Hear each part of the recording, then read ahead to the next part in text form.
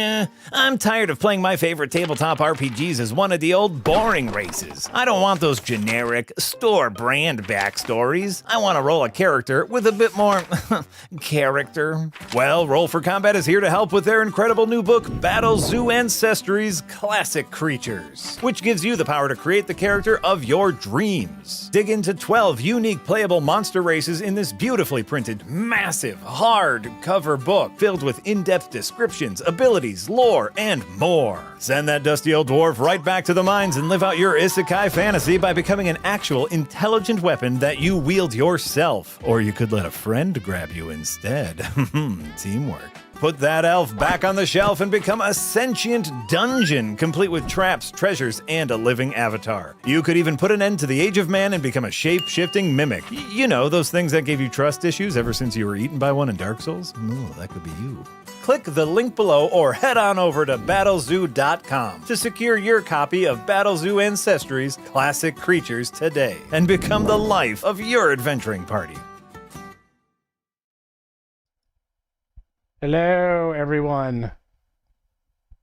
Can you hear us? Welcome. Welcome. We have an intro, which I don't know, so we'll be like, welcome to Roll for Combat, home of Nostradamus and Mark Seifter. and guest. So, hey, everyone. Today we have a special guest who was on a couple of weeks ago to promote his book, So You Want to Be a Game Master, which was sold out. And I actually finally starting to read it, and I'm reading the digital book because I'm lazy, because I read at night. And who uses paper? Who uses this pen and paper? I don't. I read everything digitally now. So you got 2 sales. Look at that. Look what you did to me. Now all I got to do is get the audiobook, and you got all 3.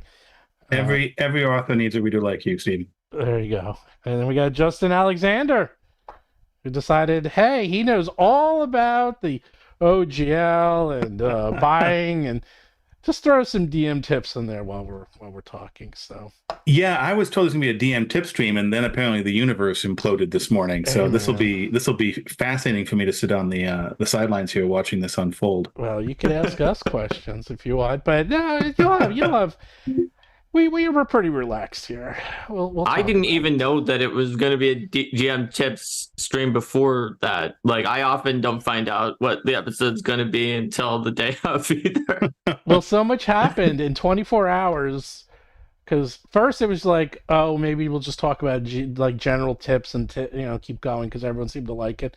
And then the topic was going to be OGL 3.0. I'm just calling it that, but we'll talk about that. But there's supposedly new contracts are being sent out to some of the very largest D&D 5e developers to have them sign to develop for 6e or 2024, whatever the hell you want to call it. And I've talked to multiple people, and supposedly, yes, they are going out. And what does that mean? And I've been hearing they're much better, and I've been hearing people seem to be happy with them. And I think maybe, supposedly rumors, some people are even signing them, so they have to be a lot better, and I expect they are.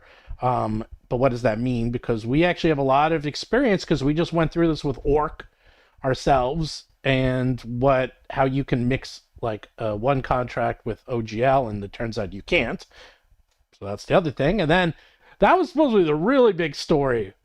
And on a scale of 1 to 10, that was a 10, but an 11 showed up this morning where I don't even think that was a 10. Okay, a 9. I'd say it was a 9, but this one's a 10. This is a 10. This one goes to 10 or even 11. Is that I woke up with a million messages because 2 weeks ago I put out a video where I said, I think that D&D or WotC or Hasbro might have to start selling off acids. And I use Marvel as an example because Marvel in the 90s was in the exact same spot that Hasbro's in right now. And they started to sell their licenses to their characters to make movies. And it's very common. And in fact, that's how we got Blade. That's how we got Spider-Man, the Hulk, Fantastic Four, all those movies. In fact, Blade was originally Black Panther. That was Wesley Snipes was doing Black Panther, and it was taking too long, so he switched to do Blade instead. So, and then because the movie wasn't made, the rights revert back to Marvel. So this is not unheard of, where a company will sell off the rights for a very specific aspect of their property, whether it's to make movies or video games or lunch boxes or anything. And I thought, Larian might be interested in this, or more importantly, Tencent, which owns 30% of Larian. And I put a whole video out outlining what I thought was going to happen. And I woke up and either someone watched my video and just literally wrote everything I said down, because it is exactly what I said, or I am Nostradamus and guessed it 100% correct, which has happened before. I think there's three strong possibilities. The third one is someone watched my video from Hasbro, contacted Larry, and contacted Tencent. It's going to happen. So that is roughly the third one, but we need to take all three of these seriously, because this video is reporting on the fact that there was a Chinese news aggregator tech site that put up English language, based on a Chinese language news, that found inside sources to Tencent from it looks like an investment group called Snow Leopard. Gave some tips to a Chinese language outlet, supposedly, that Tencent may be looking to buy some aspect of the Dungeons and Dragons IP, potentially the video game rights, just like Steven said in his video. Now, the three major possibilities when we see something like that are either somebody saw Steven's video and it telephone gamed into that article with no other information, the tail wagging the dog. That's possible. It's possible that none of this is really happening. I mean, the source looks like it's different. There's not that much reason for a tech aggregator site to start talking about D&D. Like, D&D really matters to us, but I don't know that it really matters to that particular site enough that it would make sense for them to start fabricating all these sources. Maybe they did. So it could be real, or it could be that somebody else saw Steven's video, was persuaded by the fact that that could happen, and was like, hey, yeah, this video makes a sense. Maybe we should look into that too. And then it started things happening. But to be clear what the article says, if true, the article claims that there are talks. It seems to claim there are multiple possible people that are talking on this. Nothing has been settled yet. No one has reached any agreement yet. And the article implies that the talks are about the video game rights, which Steven was talking about in his video, not like buying all of Dungeons and Dragons forever. So I want to make that clear that that's what this article purports. Yeah. So anyhow, we'll get into that. Other than that, how have you been, Justin? I've been really good. I've been really good. The book came out. It's been doing really well. As you mentioned, it sold out briefly, which was kind of stressful, but it's coming back. The second printing has reached stores now, so people can get copies of it again, which is always nice. That was quick. Yeah, so like they had ordered the second printing almost immediately as the book came out, because they were like, it's selling much faster than we thought, and then it sold out.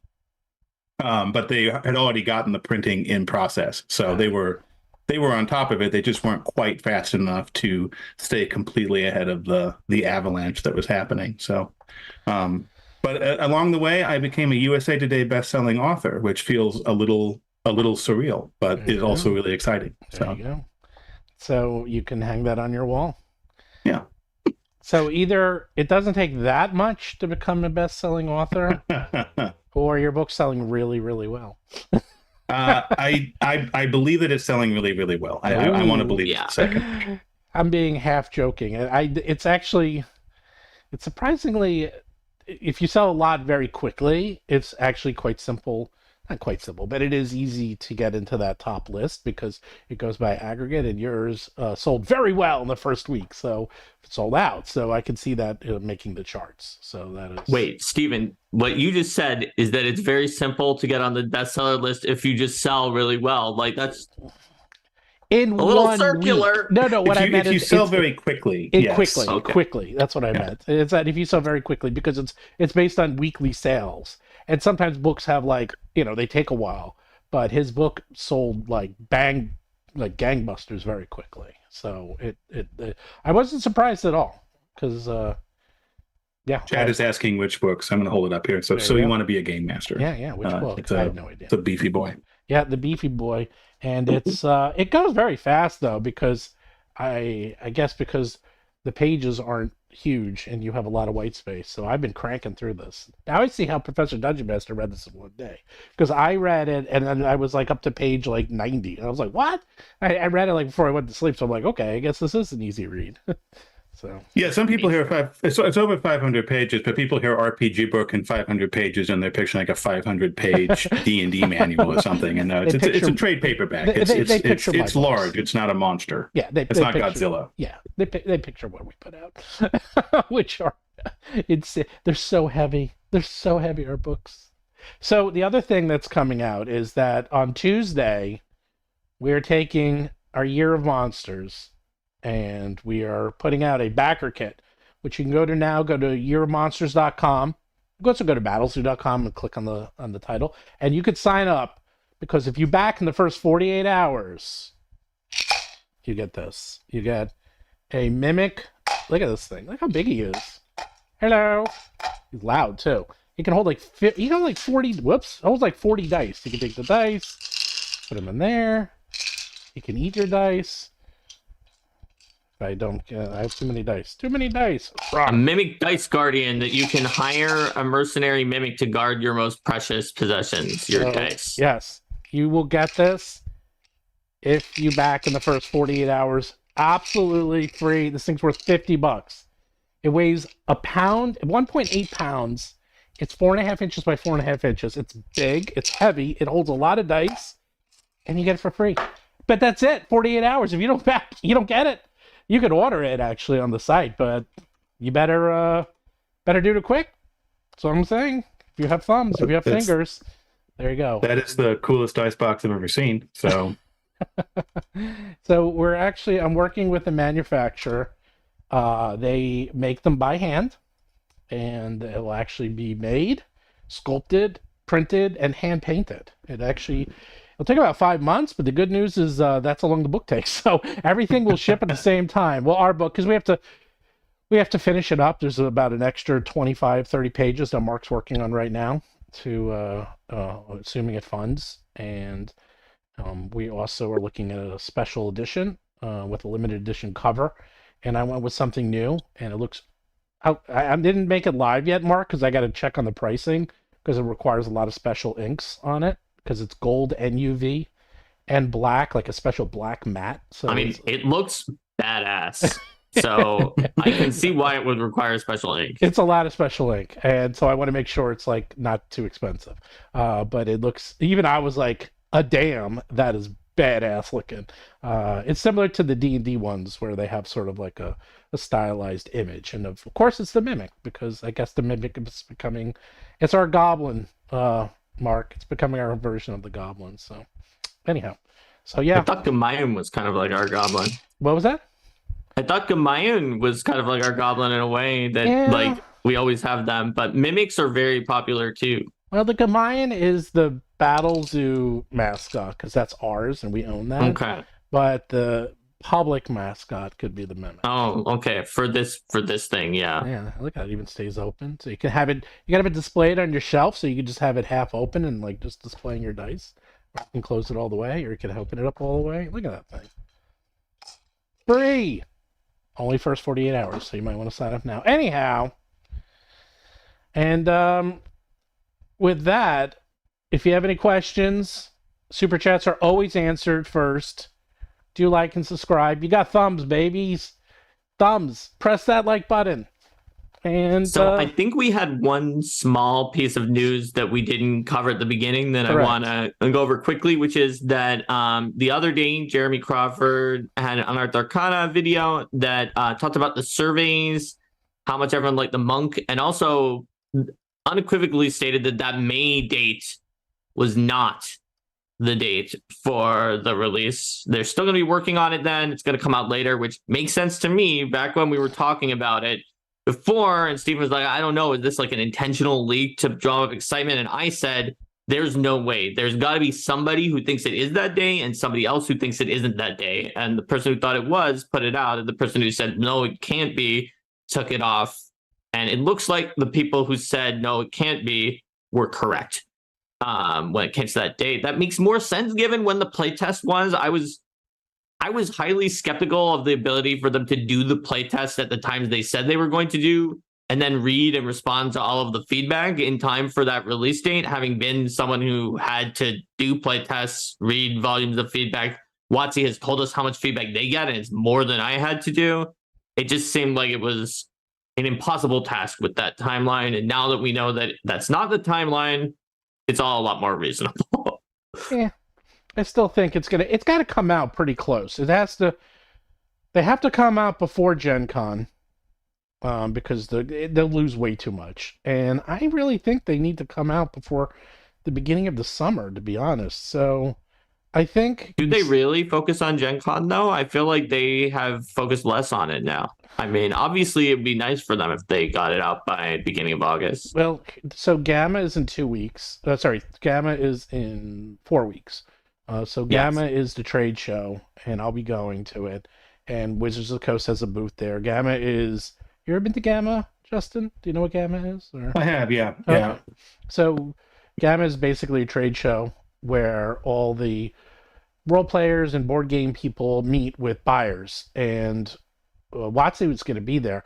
And we'll probably find out more then. That's when a lot is announced, because they have to publicly state to the people buying their products when they're coming out so that they can buy them and stock them. So we are going to find out the date one way or another in the first week of March, because that's when Gamma is, and they can't hold that back, and it's going to be public. There's no way they can just...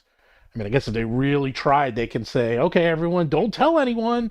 You know, the 2,000 people here at Gamma, just keep it between us. I think it's going to still get out, whatever the date is. So they're going to have to announce something then.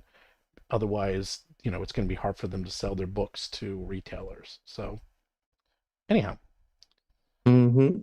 So I'm actually disappointed. I wanted it to come out in May. I thought that was a good date. And I still think...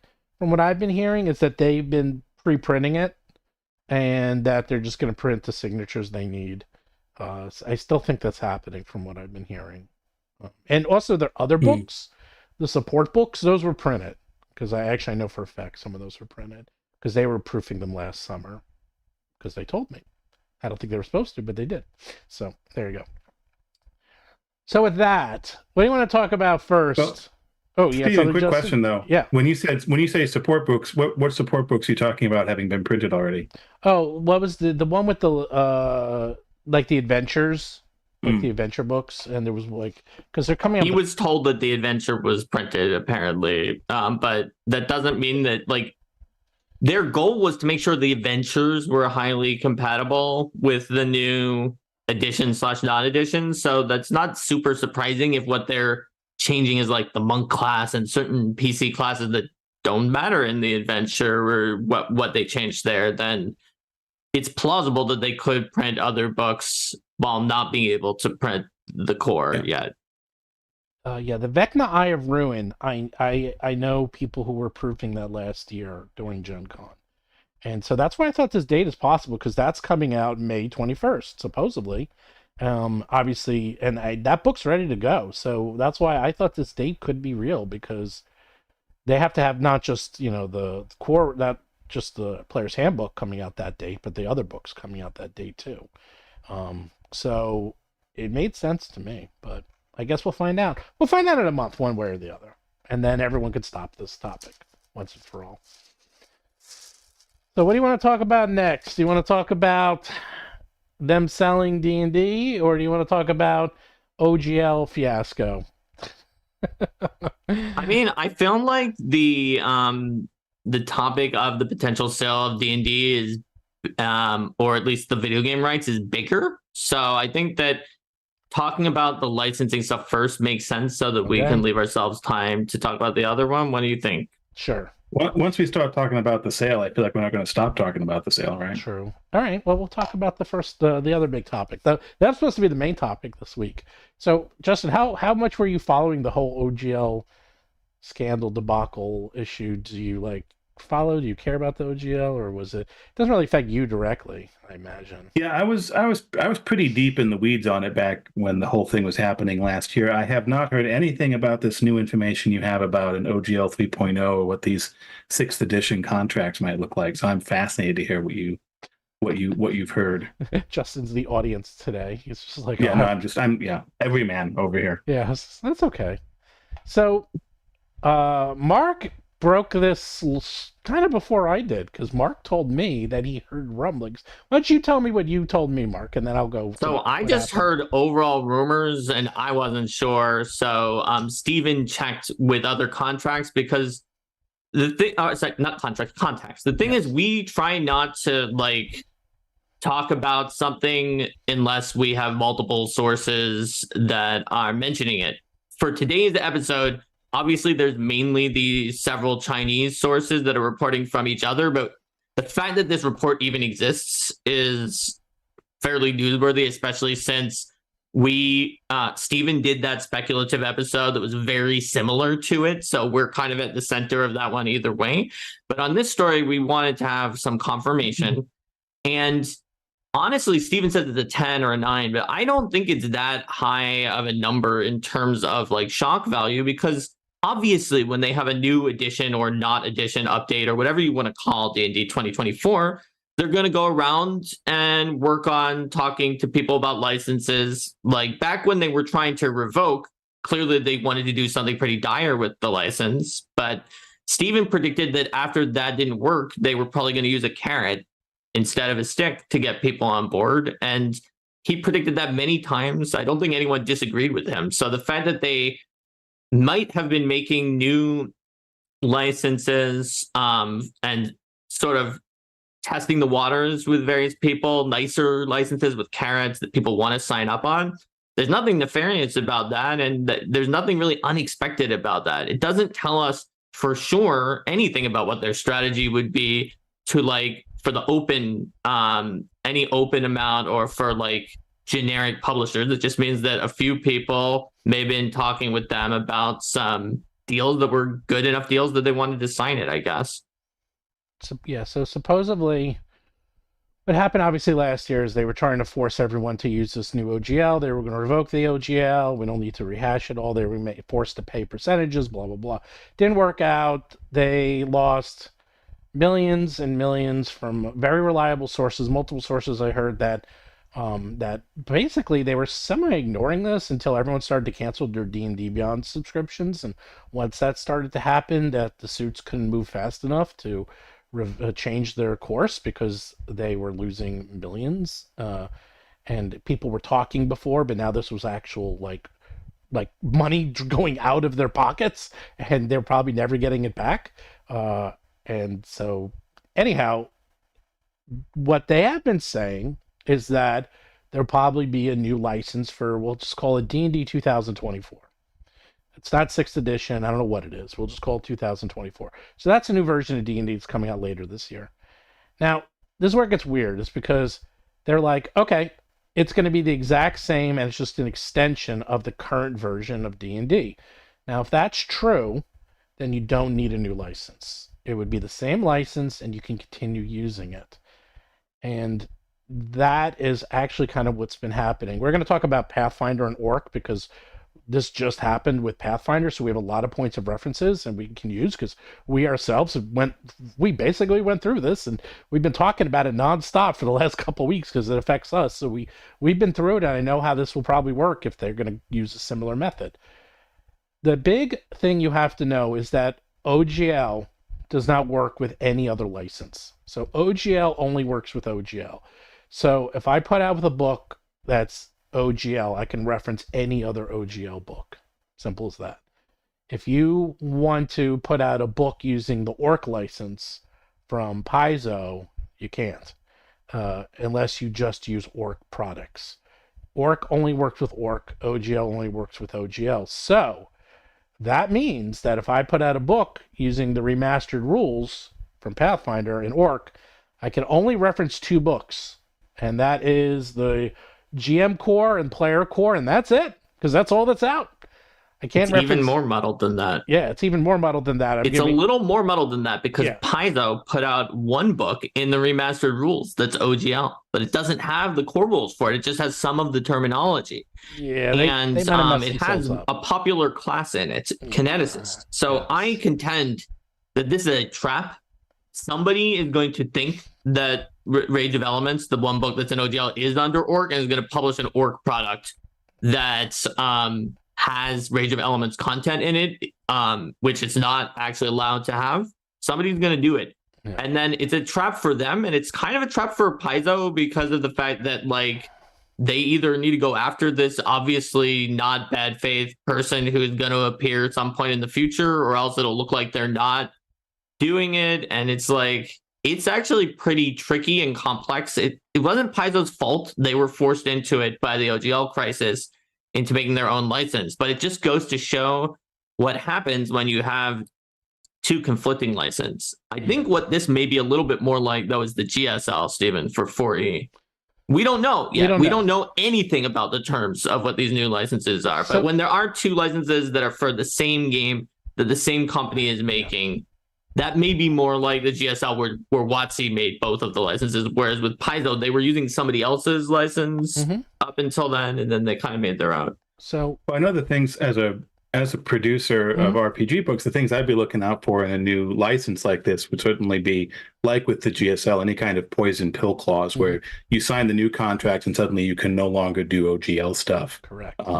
Even separate from whatever books you publish under the new license. That was the major problem with the GSL back in 2008, was that you weren't just moving on to 4th edition. You were saying, hey, I got to go pulp on my old inventory now because I can't sell any of it because I'm agreeing not to use the OGL. Not to mention any future books I want to do that would reference things like Freeport from Green Ronin, for example, or anything else that was placed under the OGL. So that would be one thing I'd be looking at if I was looking at a contract like this.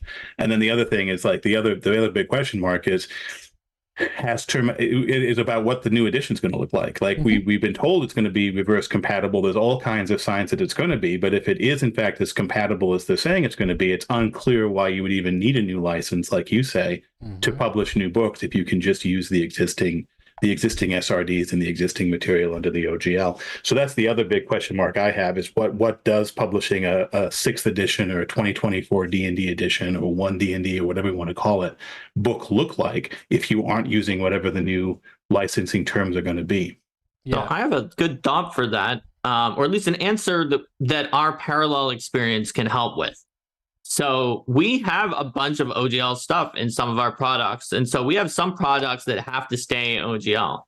But there are some growing pains with the fact that Paizo is moving forward with Orc, one of which is that Foundry, the virtual tabletop that, like, virtually all of Pathfinder 2 players use, has moved forward into the remastered rules in such a way that it causes friction to try to release OGL-based products. And we had to find some, like, unique ideas on how to solve them based on the Orc FAQ that's, like, if you have a magazine with certain articles, some of which are about 5e and some of which are about Pathfinder and different games, you can have, like, one article under the Orc. So there's ways around it that work. But it's actually, there are surprising things like the virtual tabletop support that are going to gum up the works for you potentially in the future if you don't have D&D 2024. That's my guess. For us, a lot of things were actually just fine with Foundry, but the main thing that hit us was alignment typed damage in Pathfinder 2 doesn't exist in the remaster, and it has a different sort of terminology for it. And that was different enough that the way that Foundry imported other things was causing, like, the monsters to not work without a workaround. Yeah, basically, you can silo your stuff. If you keep your stuff siloed between Orc and OGL, there's a way around it. There are ways around it, and it's a lot easier to do digitally. Print-wise, it's much trickier because print is print, so it's like you basically have to print your stuff twice. It's like, here's the OGL version. I mean, you could have an appendix or an article. They did mention magazines with articles. Yeah, you can do that, but you basically have to put it twice. You have to do it. I mean, we're already putting out 2 versions. So it's like, okay, here's the 5e version of our books, and here's the Pathfinder. Now it's like, okay, do we got to put out 3 versions? Do we need to put out the OGL, the remastered, and the 5e? And then are we going to put out 4? That we're going to have to put out the 5e, the 6e, the Pathfinder, and the Pathfinder remastered? They say they're not new versions, but they actually are new versions if people like me that are publishing the books have to put out new versions. So in my mind, it's funny because they're not new versions. Like, do I need to actually publish something new to make it work with your material? If the answer is yes, then it's a new version. Well, I'm having PTSD flashbacks to 2003, actually, where 3.5 came out, because the whole lead up to that was it's completely compatible. It's 100% compatible. The old books will still work. There's no need to change anything. And then the game came out, and they were like, well, actually, we've changed enough that all that 3.0 stuff is garbage now. You should just throw it in a trash can and buy the new stuff. And there was a lot of publishers I was working with who got completely flat-footed by that, where they were like, oh, we were told it was going to be still compatible, everything's going to be great. And so they've continued like developing books, printing books, shipping books, and then we're stuck with all this inventory that they couldn't sell, because as soon as the rules came out, it was clear like, yeah, they're minor changes, but they're being sold as you can't actually do it. Mm-hmm. And I think the point Mark made too about like online VTTs and stuff, and the compatibility with those just dials it up to 11, where it doesn't take a whole lot of small changes for an automated system like that to just barf on itself and have no idea what to do with it. Yeah. So those of you who just joined us, we're going to talk about the D&D potential sale to Tencent in a little while. There was other big news, which was that supposedly this new contract was going out to D&D publishers that they supposedly are signing. So back to that. So Mark told me about it, I think just yesterday, and I was like, what? And because I didn't even hear about it. And so I started to contact my contacts, and they got back to me, and they're like, yep, I've been hearing the same thing. And they had way more details. And yes, it turns out that a few very specific, I'm not going to say who, but you can Google and find out, but some of the very large companies that have been working with Hasbro and D&D right now supposedly did get something sent to them. Supposedly it was quite good. I heard people were happy with it, and I don't know if anyone signed it, but I'm guessing what will happen is that they probably have some deal. I don't know how this would work, though. I mean, they can't change the OGL, so you can't have a new contract and still use OGL. So with that being said, it's like, I don't know if it's something like, if you sign this contract, we will allow you to use the new D&D 2024 material. I don't know. You can't mix and match them. So I don't know what their incentive is. But they don't have to. They don't have to mix and match them because it's a separate license, right? So like, but the license, all they have to do is say this is a contract. Like WotC owns all their own, or Hasbro owns all of their own intellectual property. Correct. So they can license it out however they want. Oh, right, they don't right, have to They license say, it out via the OGL. They can license it out via 50 different licenses if they want to have them. The real question will become exclusivity, like Justin said. Will it say, this is a sweet deal? Like, this is what you were speculating, Stephen. Like, it's full of carrots. It's got great stuff for you. But once you've done this one, you can't get our stuff from other licenses, such as the OGL. That's a possibility. You're it right. could still be worth it to companies to do, as long as they trust that something won't happen to the new contract. You're right. I forgot about that. They own their own stuff. So what they can do is they can say, here's a new license, and this will allow you to use 2024 and everything before. You can use all of our products and you use our new license. But what they can do is, and say you have the exclusive use of everything of ours.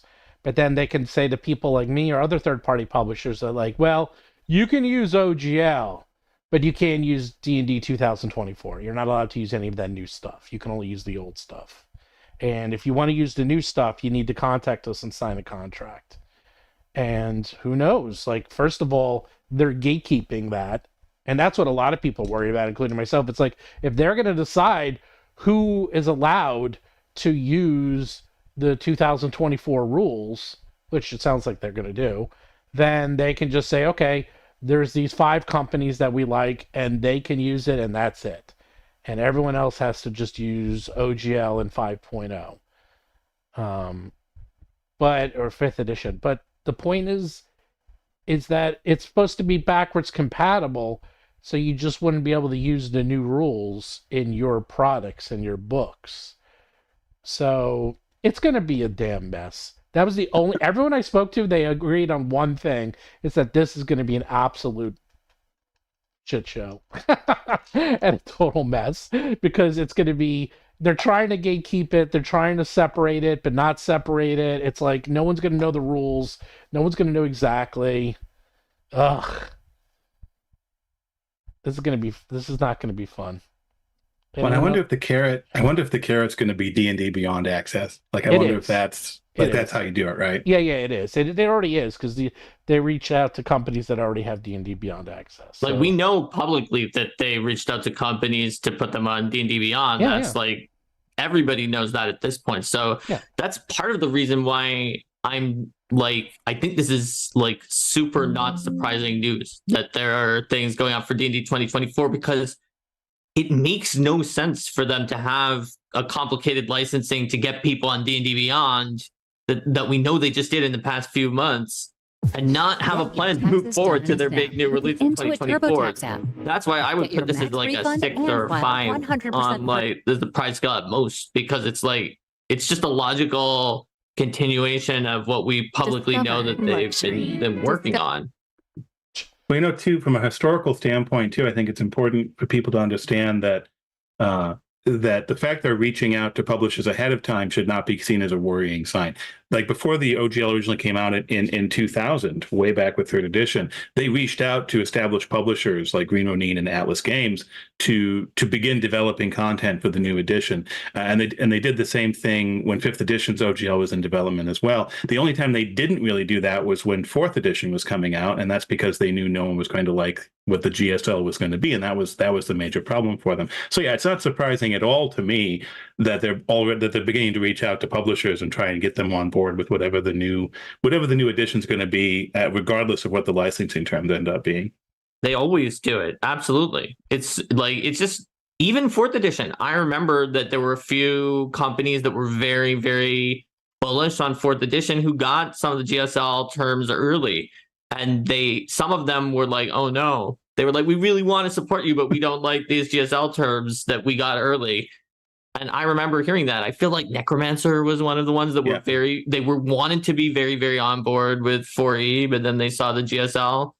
And I could be wrong about that. It has been, at this point, decades, I guess, since that whole thing happened. But this is just a normal thing that is going to happen anytime there's a new edition, or like, quote, edition.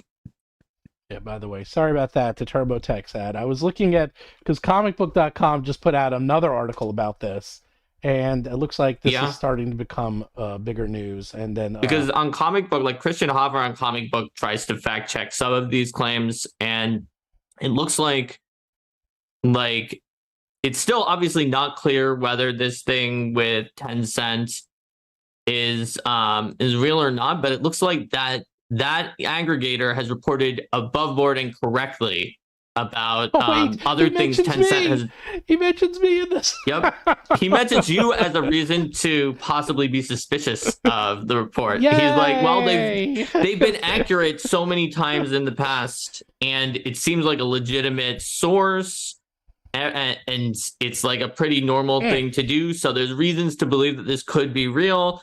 But then he's like, but it is almost a point-per-point retelling of Steven's video, which adds some suspicion to the report. Yes! Made it the comic book again. Oh. You made it as like a suspicious character, I'm suspicious! my chaotic... Well, I usually say I'm lawful evil, but I'll take chaotic evil right now. That's fine. You've sometimes said that you're either chaotic neutral, striving to be lawful evil, or lawful evil striving to be chaotic neutral. I'll be chaotic neutral for this one, baby. This is so weird. So, long story short, we'll probably be hearing more about this new contract. They're going to have to start announcing it. I heard it from someone else today. So it's starting to leak that people are signing it, and I have a feeling that they're going to actually do a good job, because I was at PAX and the guys, was it the Dungeon Dudes who signed a deal to be in D&D Beyond, and everything I heard is the deal was absolutely fantastic. And it was everything they wanted and more, was the exact quote I heard. So with that being said, they probably learned that they cannot piss off the D&D, especially the big publishers and the big content creators. And more importantly, it makes more sense for them, because like, why do they have to make all the content? Isn't it just easier for them to become a storefront? And I know they're making the marketplace, because I literally know the guy who's working on it, who's like head of the project. I know him well. And so they're making a marketplace and they're making it. So I have a feeling they're going to be converting people over either by force, aka if you want to sell your stuff on the marketplace, you have to sign this contract which prevents you from creating things on OGL, and you have to use this from now on, and you can use our products, or by carrot, which is they go to the big publishers and say, well, we'll give you access to everything, but you have to support our new products and we'll give you D&D Beyond. So they're going to probably try to suffocate 5.0 and OGL just by giving out so much access to the new stuff that it just dies, which is, quite frankly, the strategy I would use. So, hate to say it, that's probably going to work, but it'll take a while. It's not going to happen right away. So, to our main topic is, comicbook.com says, a bombshell report claims that Chinese media companies seeking to purchase the iconic Dungeons & Dragons brand, or at least some part of it, from Hasbro. Speed Daily, a Chinese media site, is reporting that Tencent, a Chinese conglomerate company that owns Riot Games and has ownership shares in Epic, Fat Shark, and several other game companies, is looking to purchase Dungeons & Dragons IP from Hasbro, or ultimately seeking to purchase some kind of exclusive rights to make the D&D video games. And let's see, per the report, Hasbro reached out to Larian about potentially acquiring the D&D IP after the success of Baldur's Gate 3. While Larian had insufficient funds for transaction, it served as an intermediary between Hasbro and Tencent, as Tencent is a minority investor in Larian Studios. The report notes that Hasbro is pursuing the acquisition because of the company's recent struggles, which has led to operating losses and job cuts across the company. I will go to the bottom part where it says, however, there appears to be some ambiguity to what exactly Tencent is seeking, given the report's focus on the video game rights. Tencent's typical course of business is to purchase ownership in a game studio as opposed to purchasing IP outright. A purchase of the Dungeons & Dragons IP would be a first for Tencent, although the company has come under scrutiny from the Chinese government and saw its valuation plummet after a Chinese crackdown on online gaming. We'll also note that the report is almost a point-for-point retelling of a Roll for Combat video posted earlier this month, which also adds some suspicion to the report. I'll just bask over here in my insane You just accuracy. like being the suspicious similarity. Come on, that is so weird. Yeah. And while they haven't bought IP before, I find it fairly compelling, the claim that was made in this Chinese article that the reason that they're looking to buy the IP rights is because they run into problems with the IP holder in the past when they ran into conflicts that were unexpected and they didn't like it. I also am amused in the Chinese article where they put this thing at the end that's just like, it makes it sound like, for some reason in the United States and Europe, they care about these IP things a whole lot. And they're like, this is like also a great opportunity for a Chinese company to get a really high value IP that normally never happens. So like, it goes to show that they're like, they know Western audiences care more about IP than in China. Oh, God, yeah. Yeah. IP is, I won't get it. That's a whole other topic. I won't get into. But, yeah. So this blew up today.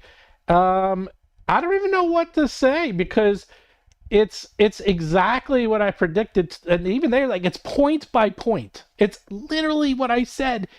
It's 100% what I said. It's not like 80 or 50. It's 100%. It's everything I said was going to happen happened. Even to the point. And you even said it was a speculation. Yes. That you weren't certain about this one, unlike some of the other things, because it's only one possibility that happened with Marvel. Right. I I don't even know what to say. I mean, what do you think, Justin? You're like kind of outside the box of this, so what do you Yeah, think? I'm poking on the statement over here, and I'm poking around it, like trying to figure out. Like, I mean, the most logical thing to me is that it's some sort of sales of the video game IP. Like you were talking Yes. about earlier, Stephen, that it's like when Marvel was selling off the film rights to Mhm. their characters, they didn't sell off their right to publish Spider-Man comics, obviously. Correct. But like it's in the thing that puzzles me is that Wizards has a digital studio, technically several digital studios developing games. It's been kind of a question mark of what all these different studios, Atomic Arcade and Archetype Entertainment and Skeleton Key, have actually been working on. And the assumption had been that there were some D&D properties in there somewhere, but if they're looking, but the one game they've announced isn't D&D related. It's the science fiction game from Archetype. And if they're looking to sell off the rights to the D&D video game IP, it suggests that that's not what any of these digital studios that Wizards has out there are doing. So the story about Tencent wanting to make D&D games hasn't surprised me. The idea that it might be like a permanent sale of IP rights rather than some sort of licensing deal would be kind of a bombshell to me. And the deeper questions I have is like, okay, like if Hasbro is getting rid of their ability to do D&D related digital games, what does that mean for like the wider digital game strategy that Wizards has been pursuing for like half a decade now, or a little over? So It's I'm very mostly just baffled, I guess. well, it's very expensive, and this is why they would do it. There's a couple reasons. One is that if they just sell limited rights where it can revert back to them over a period of time, they won't get that much money. They'll get some money. They'll get a couple million, maybe a few, even maybe, a few 100 million, or they won't get that much. They really won't. They'll get maybe 50, 100 million. Who knows? They won't get that much. But if they sell full rights forever with like extremely limited ways for them to get it back, well, the price can go into the hundreds of millions, if not more, and that is actually what happened with the movies. And that's why it took so long for new movies to come out. It's because back in the day with TSR, they sold off the movie rights to some kid in Canada who was like 20 or something. And that's why, and he kept making these direct to video D&D movies, and he kept the rights. And that's why it took so long. As long as he kept making movies, he kept the rights, and they just kept making these crappy movies. And it took them years, it took them like 15 years to finally get back the rights to D&D to make their own movie. That kid is still credited on the D&D movie last year. Like he still has some little hook into it as a result of that so incredibly bad contract that TSR signed for a kid walking through the front door. Yeah. Did you know that story? Or yeah, okay. It's insane. Like this kid just walks in through the door basically in Wisconsin. It's like, hey, I'd like to make a D&D movie, and they were like, okay, here's the rights forever for making D&D movies. Just absolutely insane. And yeah, like you say, it's when you make a bad contract like that, you can spend decades trying to claw it back, and you may never be able to fix it. And he literally was something like 2021. He was really young. No background in making films. Yeah. Like he was just like, wouldn't it be cool to make a D&D movie? And they were like, yeah, I guess that sounds cool. Right. And they're like, okay. And he just paid for it and got it. And then 15 years later or whatever, I think it took maybe 20 years. It took a long time for them to get him back. But so usually what happens with these rights, so like when Marvel sold all those rights, there's a thing in there where it says like if you don't use it within, usually it's 5 years, then it reverts back to the original rights holder, which is why Spider-Man comes out with a new movie every couple of years, and they keep rebooting it, because if they don't come out with a Spider-Man movie every 5 years, they lose the rights. So that's why you're seeing Madam Web coming out in a few weeks, because they're using every character they have in the Spider-Man universe. That's why there's Venom movies.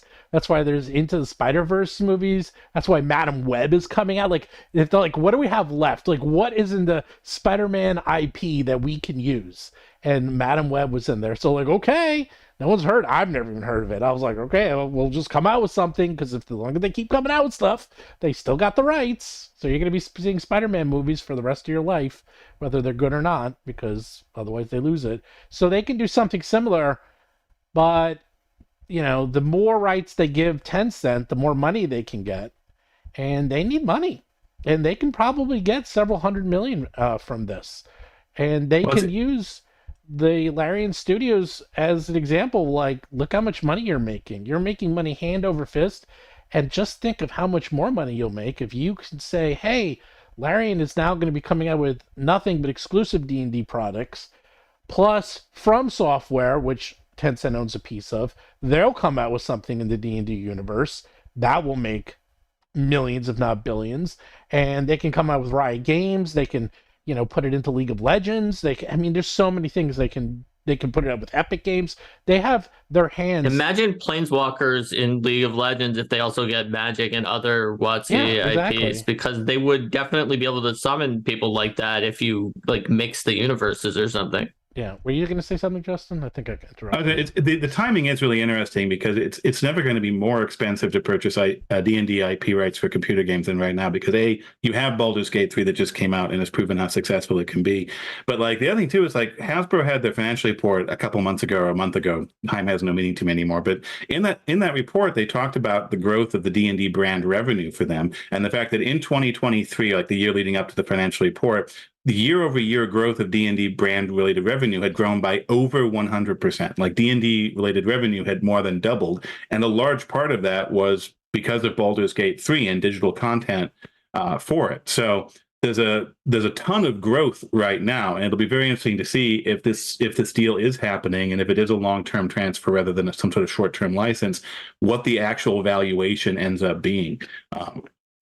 Because when you have that kind of 9-digit growth year to year, you're going to expect any kind of long-term deal to be evaluating that at a huge number.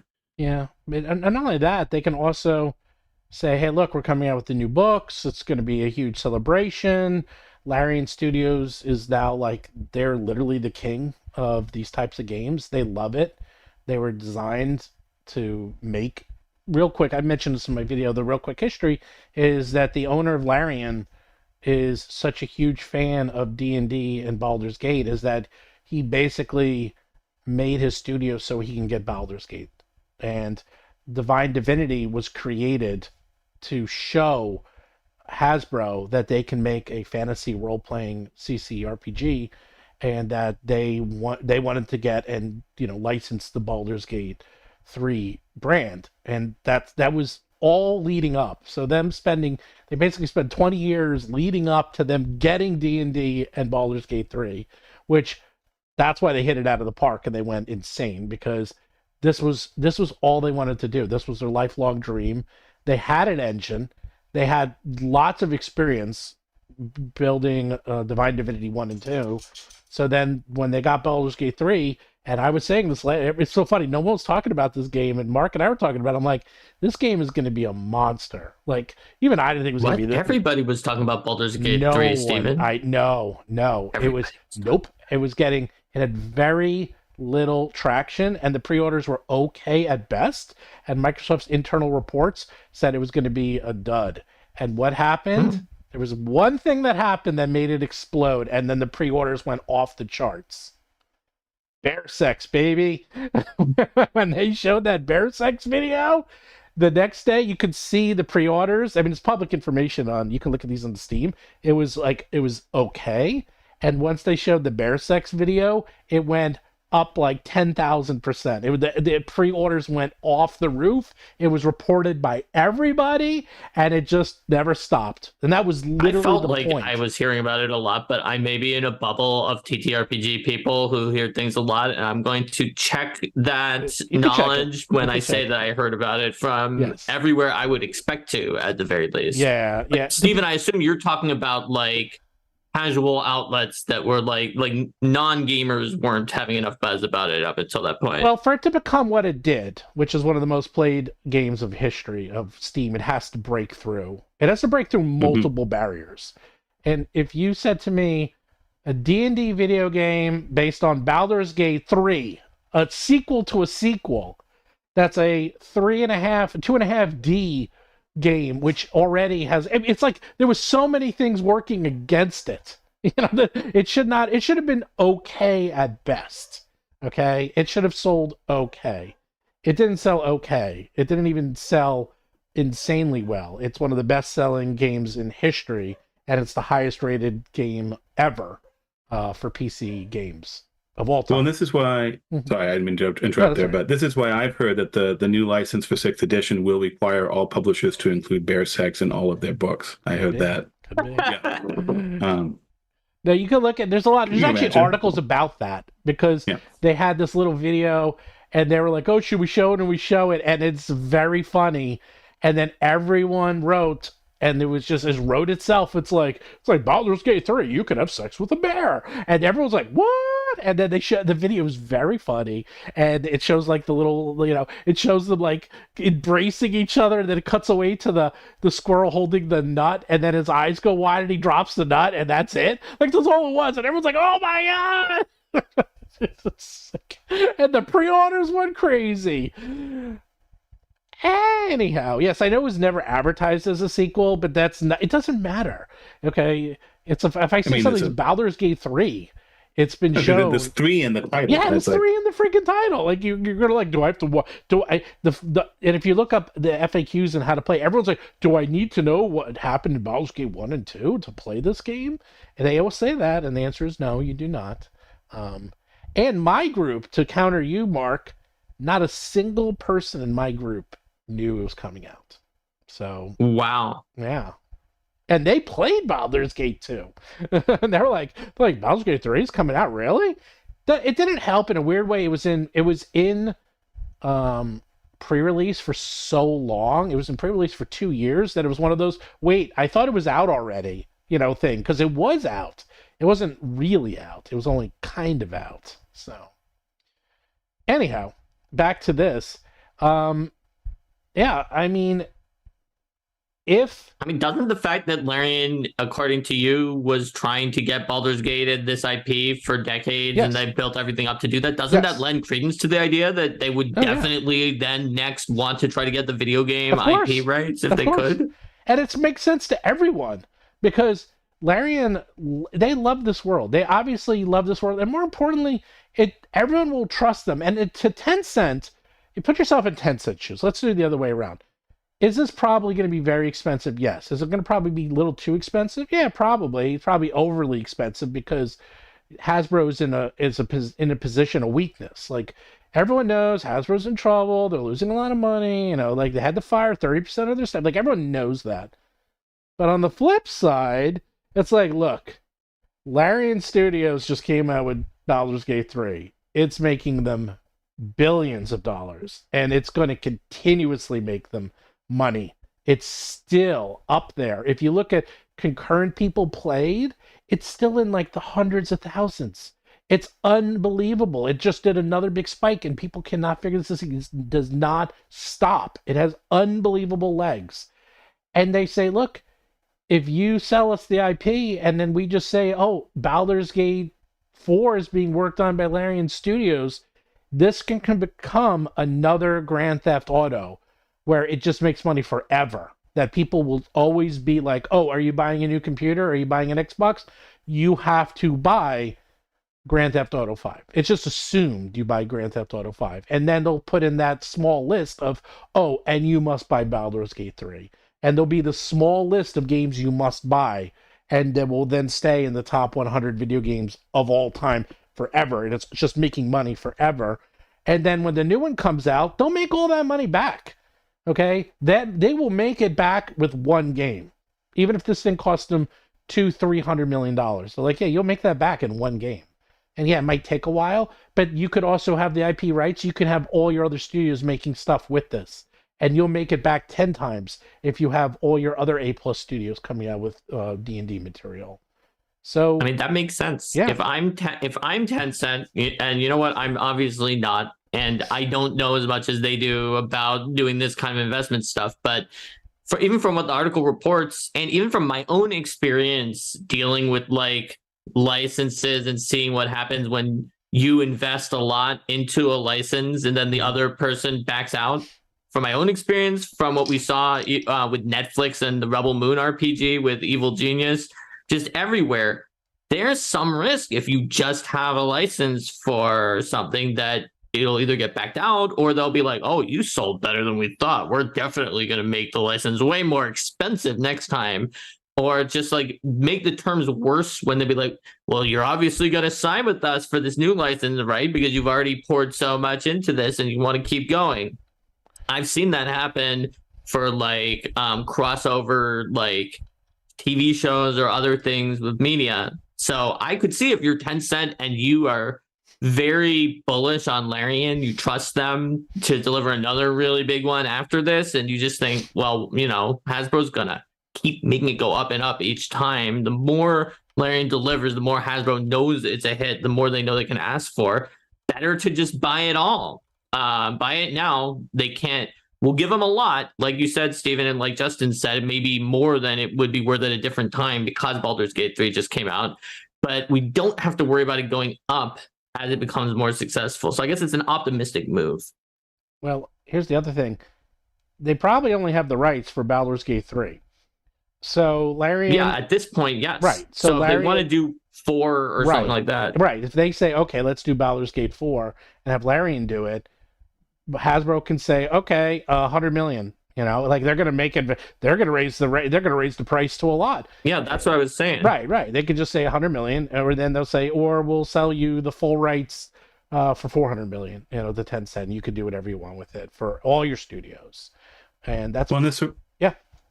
So this original reporting does say that Hasbro went to Larian first, and Larian then didn't have the money for whatever Hasbro was promoting, and so they had to go up to Tencent, which, as you noticed, Stephen, has a 30% stake in Larian already. Right. So you know, whatever the deal is, whether it's long-term ownership of the video game IP or a long-term license or just a very expensive license for the next game, because like Mark is saying, now Hasbro can jack the price up. Like that's why Tencent's getting involved, is because the price, whatever the price is on this, needs huge amounts of capital because of how successful Baldur's Gate 3 has been for them. Correct.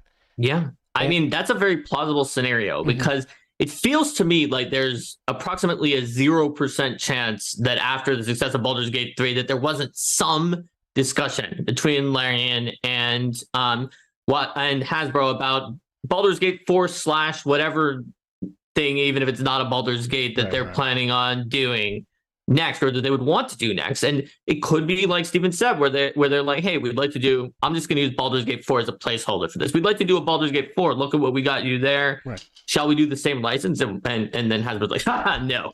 It's like, we signed that 7 years ago. We ain't doing that license, baby.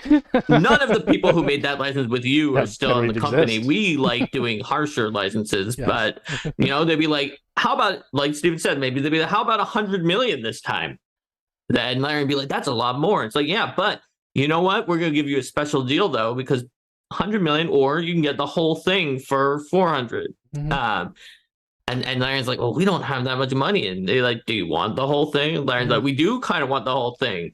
And then maybe they went back to Tencent. Like that could be how that scenario could be a situation that would happen, because it would be completely bizarre if they weren't in talks about, so what next after we created one of the top most hit computer games of the decade. Yeah, I mean, anytime I've ever done anything successful, within 24 hours, there's a line of people saying, "Hey, are you ready to do the next thing in line?" Like whether it's my new book, or so you want, or Magical Kitty Save the Day, or anything else I've ever done. As soon as there's some sort of big success, it's immediate, and like. Sometimes even before the thing has actually come out. Like as soon as that bear sex video trailer went out for Baldur's Gate 3 and those numbers started spiking, like Steven was talking about, I would expect the people in the back rooms were already beginning to talk and say, okay, well, what's the next thing?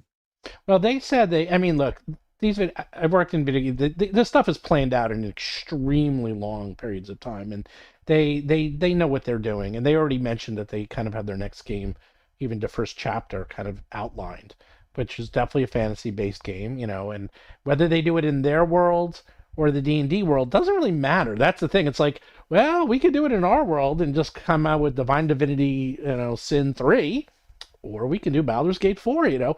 We're fine either way, because we, Larian Studios, are going to make a mint because people trust us, you know. It's like, they were the ones who made it, and now everyone knows who they are and they're on the map. So you better believe whatever they come out with is going to make a ton of money. And these numbers I'm coming up with, I actually think if they sell this, I think selling the digital rights to Tencent for all D&D, all properties, just the digital rights for video games, but allowing Tencent to do whatever they want with them with any of their studios, I think 400 to 500 million is pretty reasonable. And I think that's probably where it's going to end up. It sounds like a lot, but not really. I think they'll be able to make that back very, very quickly with one successful game. And I don't think that's that much. In fact, I think that it's even a little low, to be honest. I was going to say, to me, that sounds almost like a low ball. Like when I think about that, the numbers I'm seeing in Hasbro's financial reports suggest that there's at least 100 million sitting there from D&D video games currently. If it's any kind of permanent deal, they're going to be looking at least to get 10 years of return on that. Maybe $1 billion. Yeah, maybe it's $1 billion. Tencent can afford it, by the way. Tencent's over 100 times larger than Hasbro, and Hasbro's in the Fortune 500. So, give you an idea how big Tencent is there. And their stock price tanked, and they're still 100 times bigger than Hasbro. Just give you an idea how massive they are. So they could easily afford it. It's like pocket change to them for them to do this. So it's really not that difficult. Maybe Tencent wants to buy themselves a Lunar New Year present for the Year of the Dragon. Yes. So Tencent is worth $337 billion. So $1 billion sounds like a lot, but to them it's like, eh. It's like a rounding error. Ooh, what happened? Omega gave us a super chat, but then retracted it. Well, meanwhile, so don't forget, those of you who just joined us, looks like it's always at the half, we either get a lot of people or lose people, and right at 4 o'clock, people must have had meetings because we lost like 50 people. But come on, we got almost 600 people here, and we got 150 likes. We need 200 likes, and if we get 200 likes, Justin will tell us a secret DM tip that he's never told anyone before. Oh, no. Only just be lucky you don't have to sing. Steven makes other guests sing. Yeah, it's right. So it's special. And if you sign up, go to yearmonsters.com. See this Mimic dice box. We're coming out with a new hardcover. You can play a Mimic, you can play a Doppelganger, you can play a Demon, you can play a Dungeon, you can play an Intelligent Weapon. Yes, you can play an Intelligent Weapon. In fact, do you want to see what I have, Justin? Wait until you see this. You're not going to believe this. Wait until you see what I have. Oh! Look at that. You could play Black Razor. You too can be Black Razor if you wanted to. How cool is that? It's foam. Steven, that Mimic dice box is our physical incentive that I've wanted the most of the ones we've given. In fact, just the other day, Linda was asking me, are you going to get one of those? Because that's cool. Whereas I don't get that kind of enthusiasm about our other scroll case dice cases, even though they're very cool looking and elegant. This is just too neat. Well, only the first 48 hours, so you might want to sign up now. Because after that, that's it. I'm not doing it free. I've done free stuff and I've extended it, but that was digital stuff. This is real and physical, and this costs money, so you better order that book. And if you've already pre-ordered, because we had a special deal like 2 years ago, we have things for you. We have a limited edition, which looks amazing, and we also have a private tier where you can support us digitally and get some cool stuff like art and talking to Mark and I. So we have 2 tiers for anyone who's already pre-ordered this in the past, because I won't get into it, it's very complex, but we basically had this as a very limited pre-order for certain people just to see if anyone wanted it, and then I stopped that. So some people out there have pre-ordered this hardcover book, and he's going for a full print run now. It starts in 5 days. On Tuesday it starts. If you want to sign up now, just go to this link here, or go to yearofmonsters.com or battlezoo.com and just click on that link. There's a sign up page, and I'm going to be here. Oh, I forgot to tell you. So next week, on next Wednesday, if anyone here is a fan of Red Letter Media or The Escapist or Second Wind, Jack Packard from Red Letter Media is going to be here, because he's the one who runs their actual play, it's not the Escapist anymore, at Second Wind. And he's going to be here answering questions. You can ask him questions about Red Letter Media. He has a whole bunch of, he said he's going to talk all about the Plinko board. I can't wait to ask him questions about the Plinko board, what it's like recording with those guys. He's going to talk about writing D&D campaigns. He'll talk about working with Yahtzee Croshaw. He'll talk about all that stuff. It's going to be awesome. And he's going to be here next week. Yeah, that's right. People are like, and I'm what? going to have an AMA the day before that on Tuesday. That's the launch day for the campaign. So those are the 2 days in the 48-hour window to get your mimics. So we'll be there to remind you so that you don't miss the chance when it's there. Working up the chain to land Rich Evans. I actually don't think it's going to be that hard for us to get Rich Evans on the show. So I think we can maybe get Rich Evans and Mike and Jack on the show. How freaking cool would that be? Do you know who any of those people are, Justin, or no? No. Okay, I don't actually. Fine. So that's fine. Well, Red Letter Media, they're one of the very first YouTube channels that sort of did geek reviews of movies. He did Mr. Plinkett's reviews. You probably saw it. He did these Plinkett reviews where they're very long, insightful, funny reviews of the Star Wars movies, and they blew up. And it's probably one of my favorite YouTube channels. They were doing this way before anyone else was. Now there's about 10 trillion of these out there, but they were the original and they're still the best. And they're funny. They're our age. They're nerds. They're geeks. They play D&D every week. They love Star Trek. You know, they're just very funny. They're down to earth, and their videos, they have a couple million subscribers. Jack Packard runs their D&D games, and he's going to be on the show, and he'll answer questions all about it. So we're moving our way up the food chain. We're too big for TTRPGs. Now we're going to movies and video games. Remember all us little USA Today best-selling authors when you get big, okay? Okay, well, here's the super chat. Tencent has a share in FromSoft. A D&D Souls game from FromSoft sounds like something that can be cool. Yes. Don't they have a 10% share or something like that? It's small, but it's sizable. They own, in FromSoft. That's small. 16.25%. Oh, 16. Okay. They own enough. That's sizable. That's sizable. Yeah. How cool would it be? Oh, how if cool? It was, like Elden Ring style, where it's Souls-like, but not exactly a Dark Souls, but it's D&D. They put into D&D monsters like Beholders and Mind Flayers, like the actual monsters. That's what I'm assuming. And you have a displacer beast that's displaced and it's killing you in Dark Souls, and you're like, what the heck?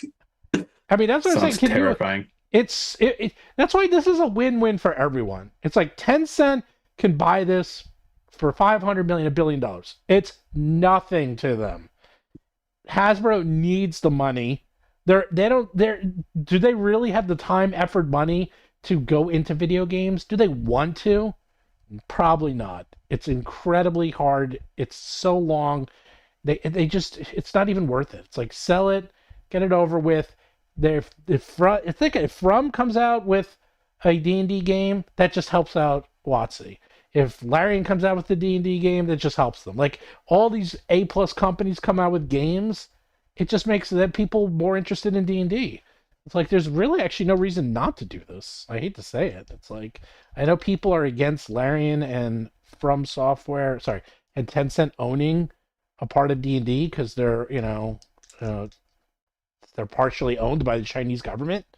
But I hate to break it to you, Tencent already has their hands in just about everything. And you are already here's my pitch, Steven. You're saying there's no reason from WotC's perspective not to do this deal. I think that from Hasbro's perspective, the reason not to do this deal is purely the opportunity cost. If they sell it all, they can't continue making licensing money from licensing it out because they already have sold it. So if they feel like they can make better a return with licensing agreements than from a total sellout, then that could be a reason not to. This is how you do it. There actually is a way. So the way you do it, and this is how you would actually really do it, is they sell 95% of the rights to Tencent, so they still own 5% for profit sharing. That's actually pretty standard. Oh, okay. So they will That get explains it. that gives a small incentive for them also to then make money over time. So they don't sell 100%. They either sell 100% with a small profit sharing in there, or they sell 95%, which is very common, by the way. And the 5% is a non-voting silent share that's only used for profits, and that's it, for profit sharing, and that's it. That totally answers my question on Yes. that, Well, because that's I how was you do thinking it. like if they sell it all and then now that is a major source of income that they're not getting anymore. But if they can get 5% and they don't do a thing at that point, they don't even have to pay for doing licensing work anymore because they've already sold it and they aren't continually licensing. I do like Herman Duker wrote, step 1, hire Steven. Hey, I'm in New York. You guys can I've said it many times. I'm only 100% right on all my predictions. You might want to look into hiring me. All I'm saying is I've been pretty good at this stuff, so better than probably some of the C-suite people, I'll tell you that. Or at least I could tell you what's going to happen, and then you could look like geniuses. You're like, hey, what do you know? Just copy, I'll tell you, and then you do it, and then you look like a genius. So we hit 200 likes. Let's hear some DM tips. Yeah, or let's hear GM tips from some Justin. gold. Oh, we had to set this up too as one that I've never shared before. So all right, so here we go. One that I've never shared before. Making compelling villains for your RPG game. There are a couple of ways that you can do this. Sort of a couple little formulas you can use. The first one is how you make the villain's plans work, and the way you do that is you want to give the villain a coherent goal, and then you want to figure out how they could achieve that goal if morality didn't matter, or alternatively, like in the most amoral way possible. So you want a big, meaningful goal, and you want to figure out, hey, if I didn't have to care about doing, if I didn't care about being moral about this, how could I go about doing this? And then you want to make sure that whatever that tactic is, they pursue it ruthlessly. That like they are willing to sacrifice anything and anybody really to accomplish it. And then you want to make sure that that ruthlessness, whatever form that takes, intersects the PCs in some way, that it involves hurting the people, places, and things that the PCs, or probably even more importantly, the players care about, insofar as those aren't necessarily the same thing. And then once you've done that, you've created this villain who has the problem a lot of villains get into, of course, is like, oh, I'm evil for the sake of being evil. And that's not really compelling. But if they have a reason for it, then that becomes what's compelling about them, is that you can understand them. You may even be able to sympathize with why they want to accomplish this thing. Like Thanos in the most recent Avengers movies, right? Like his goal was abhorrent and terrible, and no rational, sane, moral person would ever support it. But you could understand what he was trying to accomplish. There was a rational reason for it, even if it ultimately isn't true, doesn't make sense, and all of that.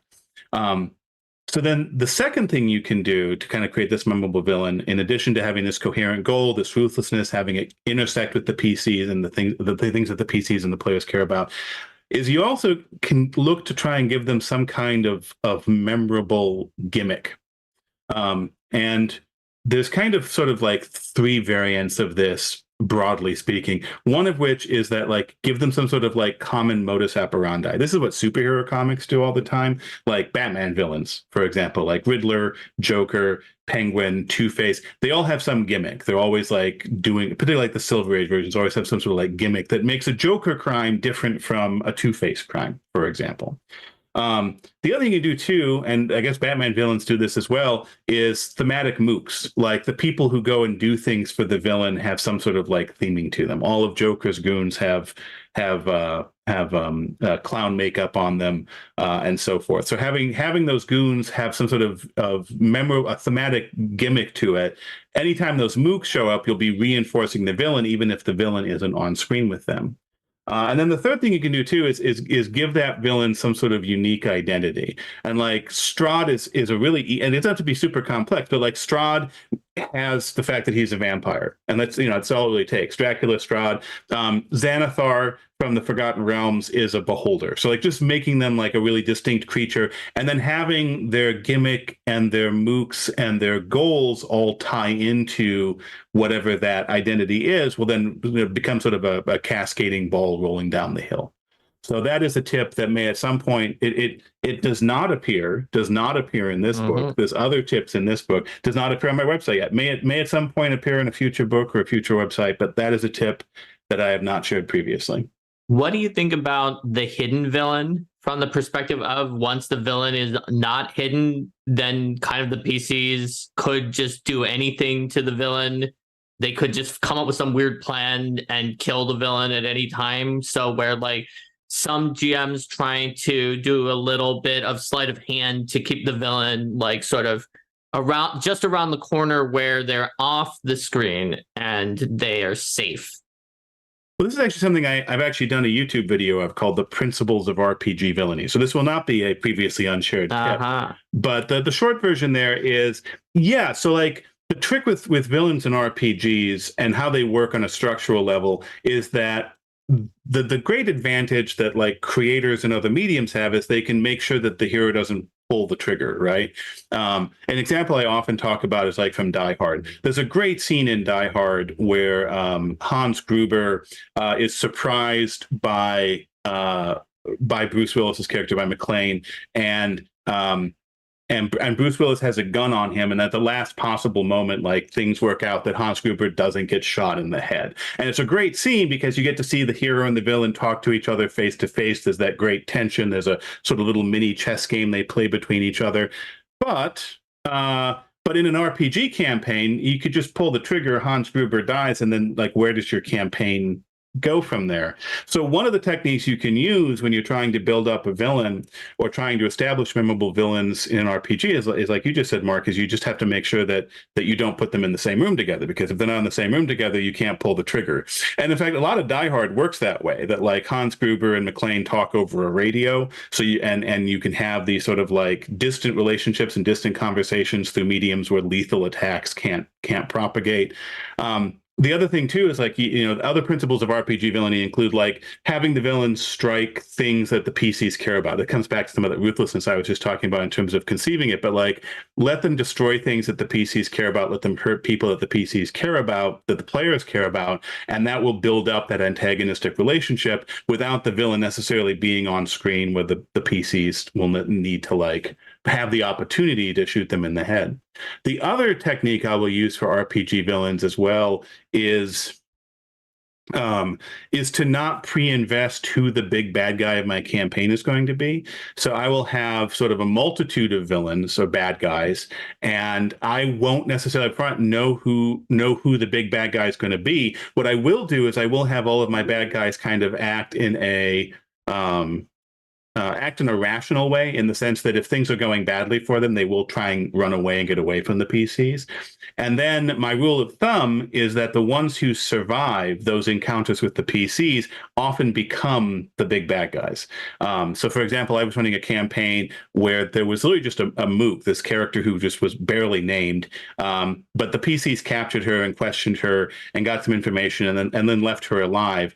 And then over the course of multiple interactions with her, like the cultists found her and cut out her eye because they thought she'd betrayed them, and then she vowed vengeance on the PC. She should have tried to kill them. That went poorly, so she leapt out a window and ran away. Then she was like using a magical device to like haunt their nightmares and give them poor night's sleep and hurt them in the dream realm, and they got pissed off about that, and they eventually and so it was a whole back and forth thing. But she started out as this character who didn't matter. There was like 80 identical mooks in the thing, and it was just because she survived. And so that's the other way to kind of think about it in terms of RPG terms is, not every goblin you kill has to be Hans Gruber. It can just be a goblin. And so only one goblin out of 30 has to actually develop through play. But that's another way you can do that in RPGs, is seeing what develops through play and being surprised by what happens as much as your players are. What about villains who develop from the other direction? So to use the roadmap, the new never before seen tip from the roadmap, what about a villain whose goal is the same as the PC's goal or very similar? And maybe the villain is someone that the PCs care about. But like you said, they pursue it ruthlessly, amorally, and start hurting other people the PCs care about or causing issues. Do you find that to be compelling, or like something you could potentially ask the players about in advance as like a sort of a safety tool, or what do you think? Yeah, I mean, safety tool is never a bad idea, but yeah, I think that's a strong way of setting a villain apart. Like, I mean, and to use examples from other media because we can't peek into everyone's RPG game, but like The Dark Knight, right? The movie The Dark Knight, where the whole movie is framed around the fact that Joker and Batman are both trying to interrogate what it means to be Gotham and what type of people are going to be. They just have very different ways of putting that to the test, and that's what makes that a compelling dynamic, is that one of them is willing to do these evil things and the other one is not. So I think 100%. I think you get a lot of really interesting drama, because it will also then force the players, assuming you've got players who are interested in having these kinds of discussions and thoughts, it will force the players to think about, who are we, what tactics are we willing to use and to achieve these goals, and to be challenged in some sense about why you believe the things that you believe and why you do things the way that you do them, and what it means to be a hero versus what it means to be a villain. Man, you should listen. I'm listening to this because I'm gonna pimp my own campaign, but it's like we're doing this Agents of Edgewatch, and they're level 16. It's a pre-made adventure path. It's 6 books. We're up to middle of book 5. And they started out and they're cops, and they're trying to basically bust this organized ring that's going to, of course, like end the world, because they all do. But it's much more complex because there's 4 main bad guys, and each one is different and interacts with them in a different way.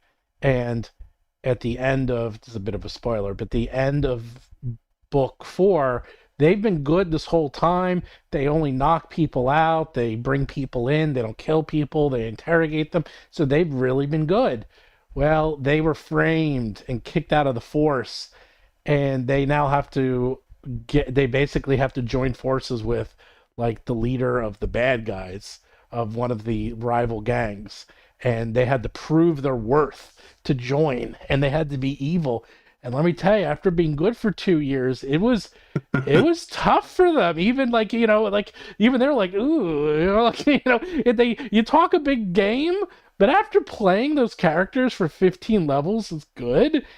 It was hard for them, and it was like, I mean, I keep saying this is probably one of the best. I'd say it's the second best adventure I've ever done. Like, they have been doing and exploring things in the game space, like you've been saying, good and evil, and what is good and what's evil, and like, are they the good guys now? Are they the bad guys? Like, it's so complex, and they're having a great time. In fact, right now, they're still good. They had to go into a prison, and they hate the prisoners and the guards so much because they're really evil that they're like breaking out and forming this plan to break out all the prisoners to beat the guards and have them. So they're like the lesser of 2 evils. It's like, well, have them all break out, and those guys are worse. The people guarding the prisoners are worse than the prisoners. So, and then we can get out of here. So it is cool. It's cool.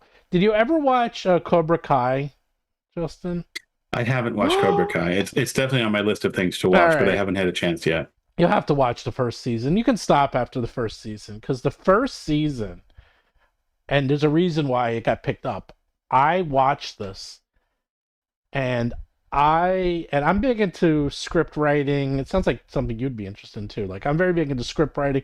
I'm very big into structure and scope, and like who's the good guy and who's the bad guy, and how people are portrayed. What made Cobra Kai so amazing, and they're very light spoilers, is that it starts off very traditional. Like, you have the good guys who are getting bullied by the bad guys. So then the good guys learn karate to defend themselves against the bad guys. But then they're so good with karate that they kind of become the bad guys. But you're like, wait, who's good? Like, by the end, you're like, I have no idea who's good and I have no idea who's bad, because this is already it's flipped like 4 times. It keeps flipping, and you're like, And it really is fascinating because that's the whole point. It's like Cobra Kai, quote, the bad guys. Are they the bad guys? Like, because they're the ones getting picked on and they're just defending themselves, and now they have power, and now they're exercising their power on the bullies. So are they the good guys or because they're beating up the bullies, or are they bad guys because they're beating up the bullies and the bullies become the good guys? That's the whole show, and that's what it explores in amazing depth. And it is fascinating to watch that show because everything's flipped on its head multiple times. I strongly advise you watch it. And it's great because you just never see that, which is also why Breaking Bad was so fascinating. Because again, it's like they flipped the script. It's like you never see the origin of a bad guy, which was Breaking Bad. It's like you literally see how does someone go from good to bad, and they showed it in detail and how it just happens, over a very small number of incremental steps, and how each step seemed like a good idea at the time, and before you know it, you're so far down that path. There's no way forward. There's no way but forward, and just keep going down that path, and then it's too late. Those I would strongly recommend if you haven't seen either of those. So, and Better Call Saul, which actually is better than Breaking Bad, but it's a little slow. That's the only problem. Anyhow. Also see every Greek tragedy ever. Yeah, that and Shakespeare. I would agree. You're 100% true, but no one really does that now. Like, I think that's why Thanos was so fascinating as a bad guy, and it really no one does even come close to him, is that it's like he was bad, but his reasons, everyone could kind of see his point of view. His point of view was pretty clear, and he was very determined to do it, and then did it, and was fine with his consequences to the point that he died for it, and he didn't care because he was glad that he got to do what he wanted to do. And it's almost, I don't know about you, but when I walked out of that first movie, the last time I saw, there's only 2 times in my life I walked out of a movie where everyone was that silent, and that was The Empire Strikes Back and the first Avengers. Everyone's just stunned because they're like, what just happened? And then you have a good movie. Oh, hey, there's an announcement on the Foundry server that they have partnered with Wizards of the Coast to bring official content for D&D to Foundry VTT. Well, Whoa. Guess what? Yep, here we go. 4:30. That was 3 minutes ago 3 minutes on the Foundry server. Well, I guess our rumors that the contracts went out are true, because that's definitely one of those contracts. We're thrilled to show everyone that the Foundry Virtual Tabletop is now partnered with Wizards of the Coast to bring official content for Dungeons & Dragons to Foundry VTT. A lot of hard work and persistence from our team, as well from the team of Wizards, went into making this partnership happen. We're excited to work together and bring modern, innovative, and powerful tool set for playing D&D online. The capabilities of Foundry Virtual Tabletop combined with the iconic stories and settings of Dungeons & Dragons to create a super powerful, immersive, and engaging role-playing experience that we are confident you will love. Join the celebration at D&D Partnership. And yeah, it looks like they're going to do an official stream tomorrow. And wow, there's frequently asked questions section about this. Let's see. Wow, our partnership will for previous and future 5th edition releases, including the 2024 core rule books. You see, Justin, you stay on long enough with us, and news we are weird. Mark, does this happen? This happens to us. Yes. All the time. And I mean all the time. We're always on when breaking news happens. It's weird, okay? This is weird. Yeah, I'm just over here following along on the on the press release here. It's wild. It's wild. So our rumors, Mark, I think we can safely say that the rumors that the contracts have been going out is true. Yes, it's just been verified by the fact that one of them is now public. Yes. So there's no wonder that it's been stirring around if it was this close to going public for one of the contracts, that there's been whispers of it that I would hear and that Stephen would be able to verify. Yeah. And probably because people might be like, well, why didn't you guys break this 2 weeks ago or 3 weeks ago? Because A, they probably did a much, much, much better job this time around. And B, the deal, and I know Foundry, we work with them a lot. This must have been a very, very good deal because no one's complaining. Okay, that's where the reason we got the leak is because people were upset. Okay, that's where it came from. And us and Linda Codega got it because people were upset and worried it would destroy the industry. You don't often get leaks when this is a good thing. It's very rare when that happens. This actually is good. I mean, I think I'm happy for Foundry. We're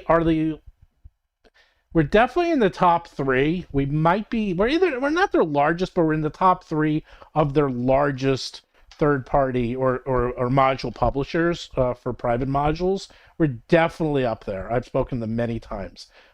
We produce a huge number of modules for Foundry, and our team is actually the people who write the modules. So we actually have the core Foundry team, and we speak with them and work with them very closely. So I will, and they were the ones that even gave me some info last year when OGL was coming out, because they were contacted and they did not sign that, and they were very worried.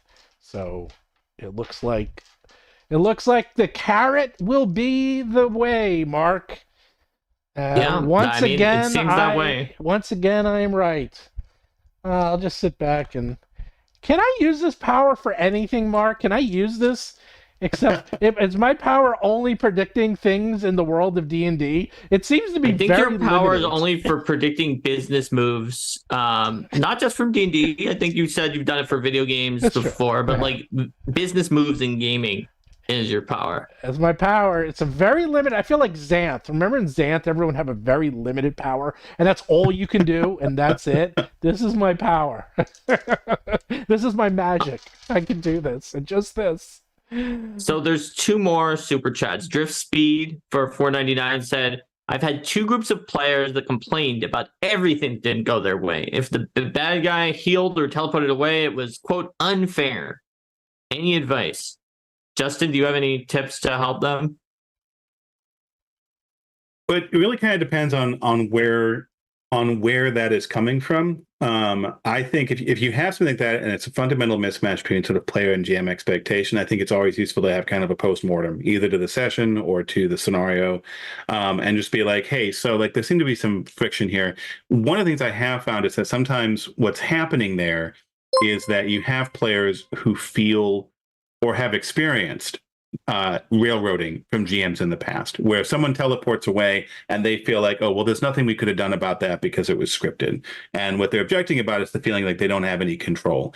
And if that's true, if you are in fact railroading them, if you force things so they couldn't possibly stop the guy from teleporting away, then maybe they have a legitimate complaint and you guys need to get on the same page about what the conflict is. But what I've run into is that oftentimes I'll just be kind of playing the world, I'll be playing the characters, and like the character teleports away because that's what they would do. They had an action. You didn't do anything to stop them from doing that. And so they did that. But the perception can still be, oh, well, there's nothing we could have done. It was forced on us, etc. And so one of the things I found useful in that situation is I can actually, with players who are experiencing that, sort of peel back the covers and be like, look, this is actually what's going on behind, and this is why this happened. I don't like doing that a lot because I think like you don't really want to show the sausage factory.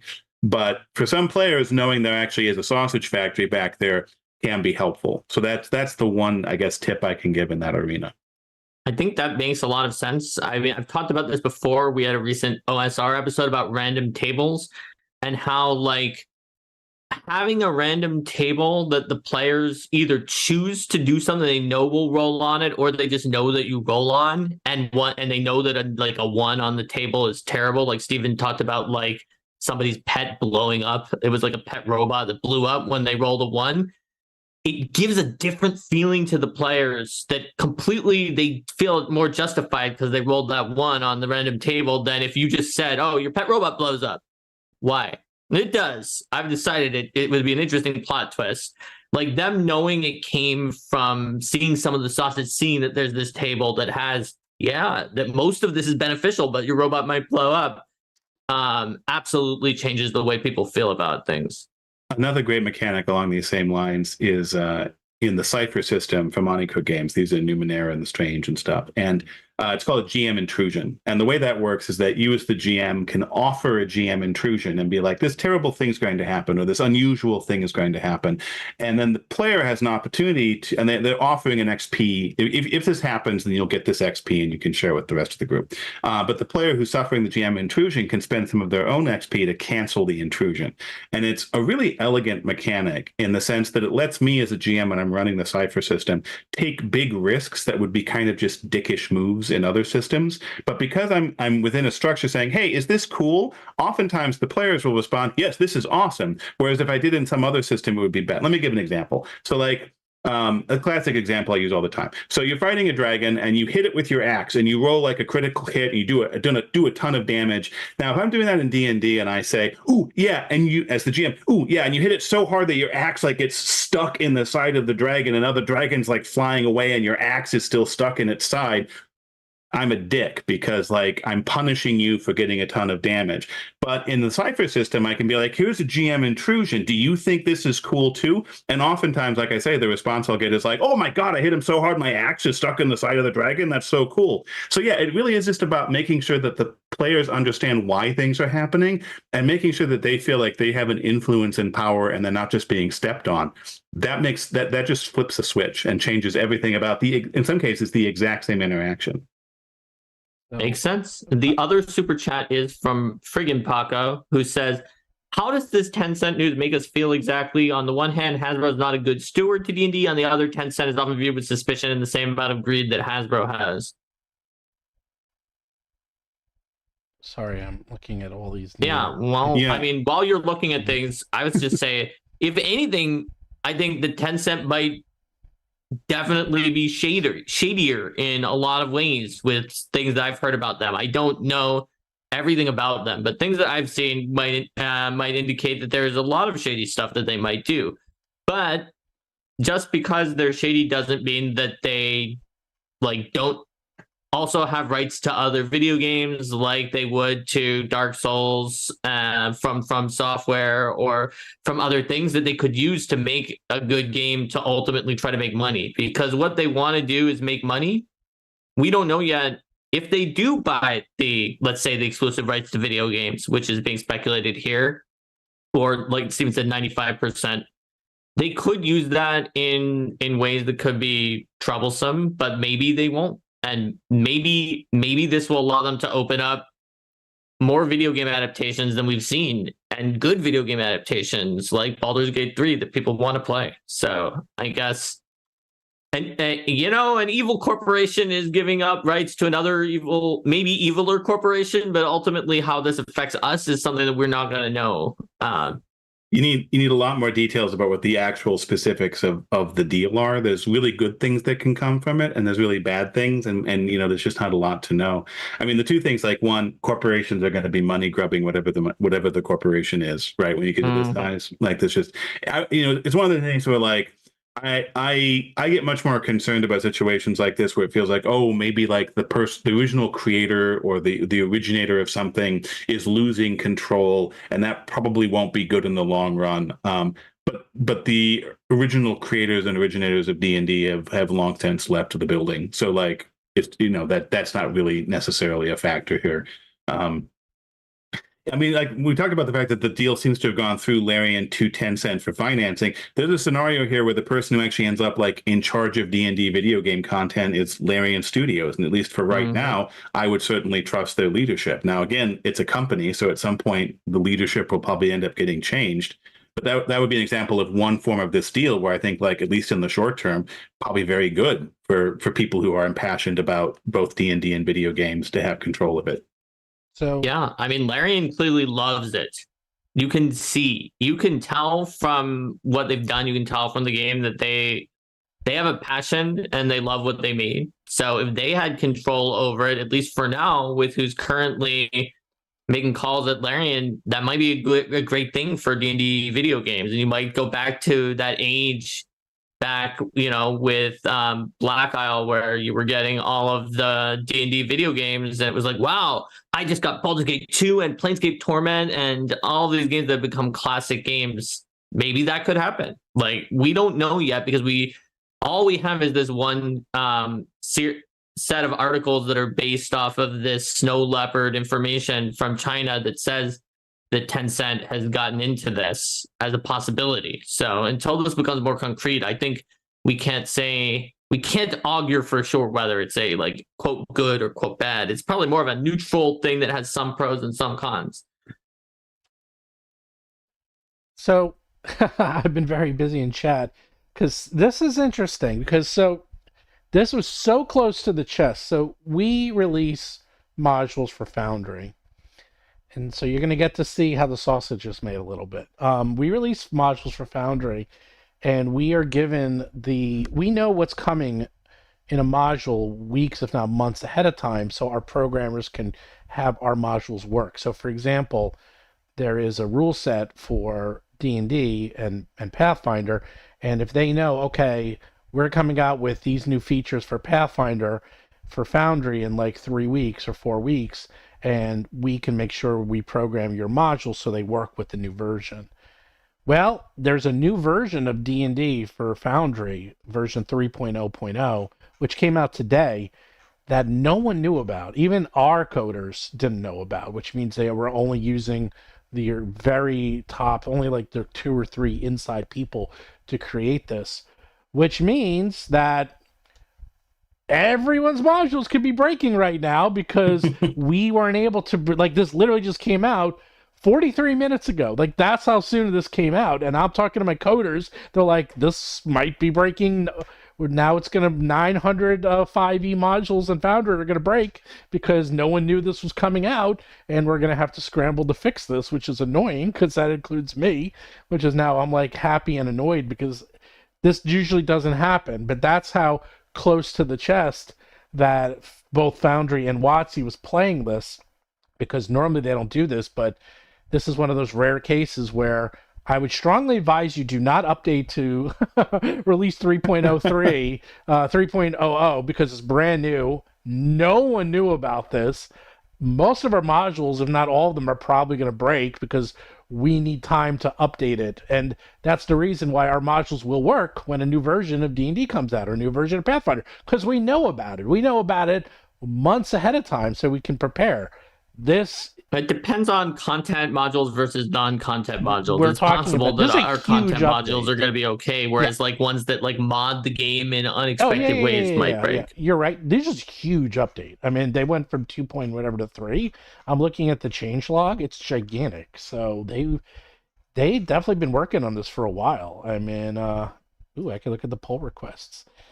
This actually explains why Monster Parts might work now, Mark, because they put in new features that allow Monster Parts to work with. Well, that would be great for our Monster Part system. I know they were saying that they were getting close to getting it to work. Now I know why. It's like funny because now we can connect the dots because there's certain things were happening, and I thought they were just doing it, but now they're like, oh, this works now for D&D. And I was like, that's why it works, because they were whatever. Long story short, it looks like if this came out with Foundry, I guarantee that right now there's probably another 10 press releases going out today saying that they also signed it, because that's probably what happened.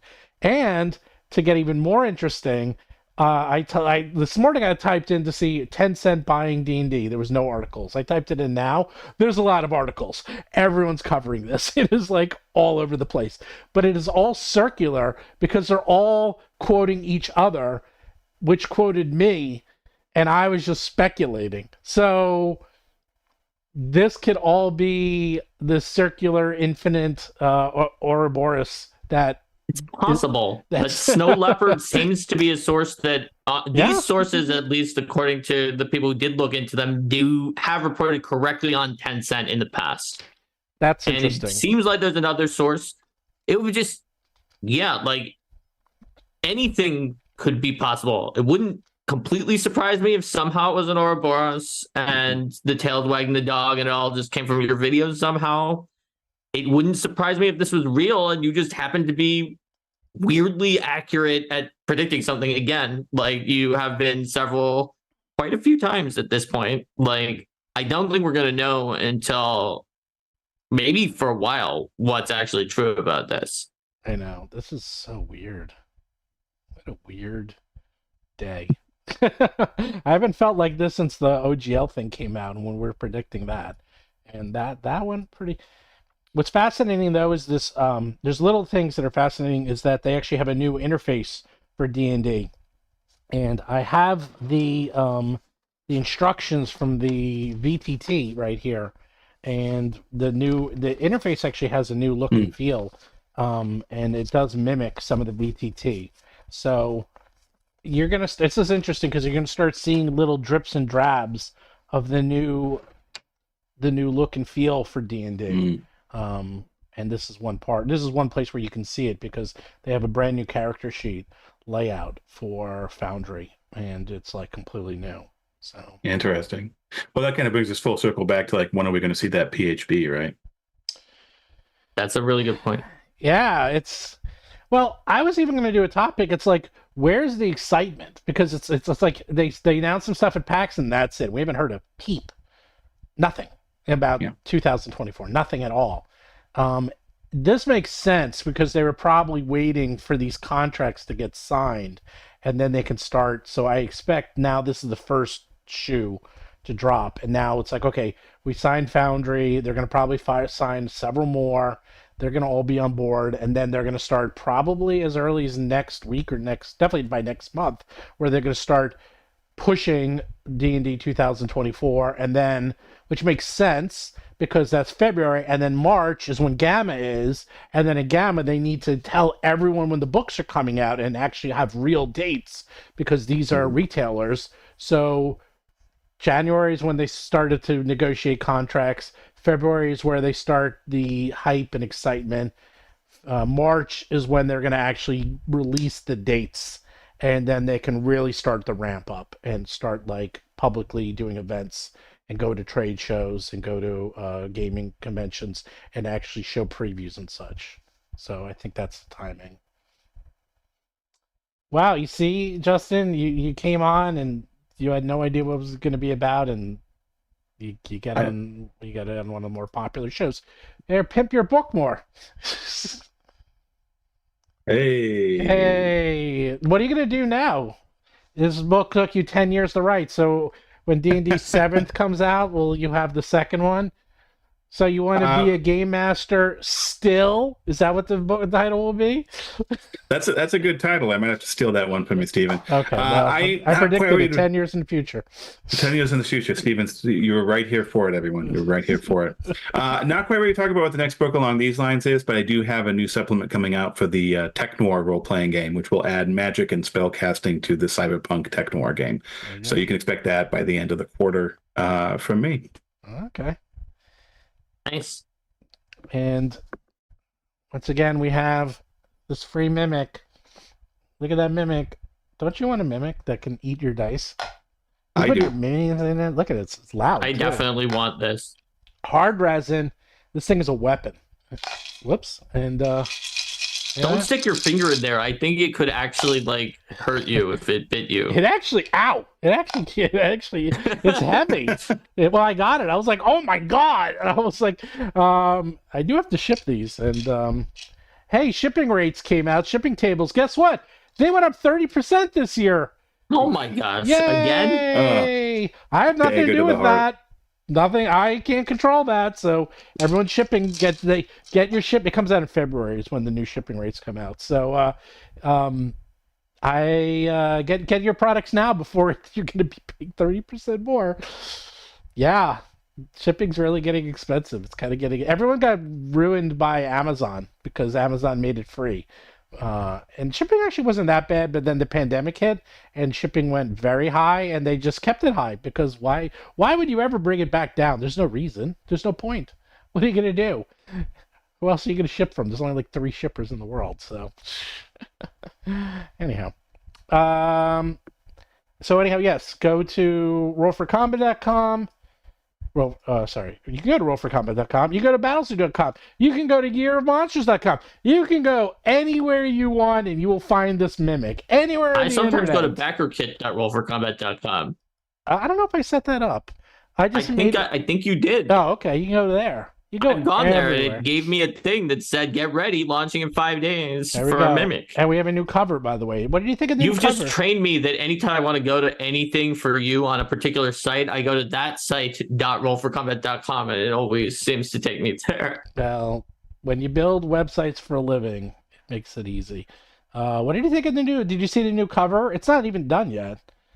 We never even talked about that. That's the new cover for the Year of Monsters. It's not even called Year of Monsters. We changed it. So what do you think of this, Justin? I'm actually curious since you're third party. So we called it Battle Zoo Ancestries. Our first book is Battle Zoo Ancestry Dragons, which is over here. And that's our dragon book. So that's our line is Battle Zoo Ancestries.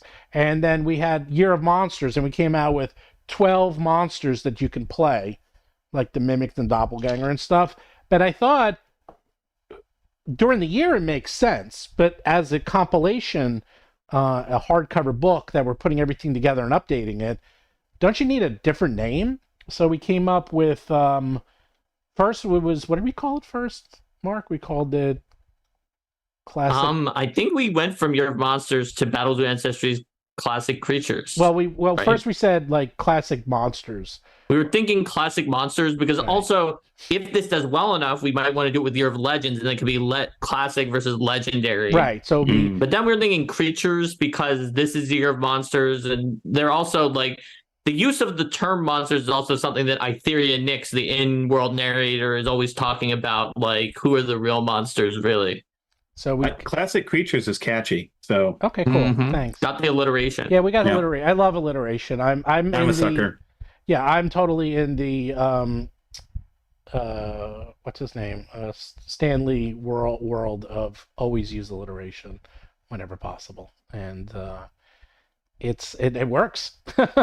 It totally works. So so we changed it to Battle Zoo Ancestry Classic Creatures. And so it's 12 classic creatures that you can now play, including a intelligent weapon.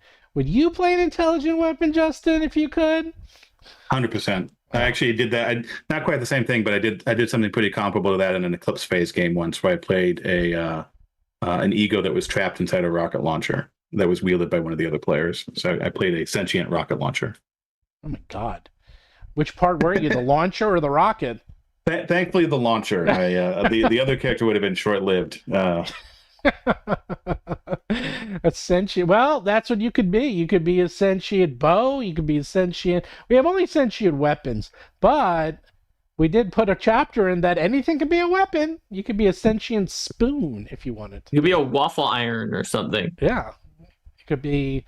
Well, we had like a frying pan because I said if I was doing this, because I'm chaotic neutral, just chaotic, I would be a frying pan. That's what I would be. So it would be this like floating frying pan with runes on it, beating up monsters left and right. So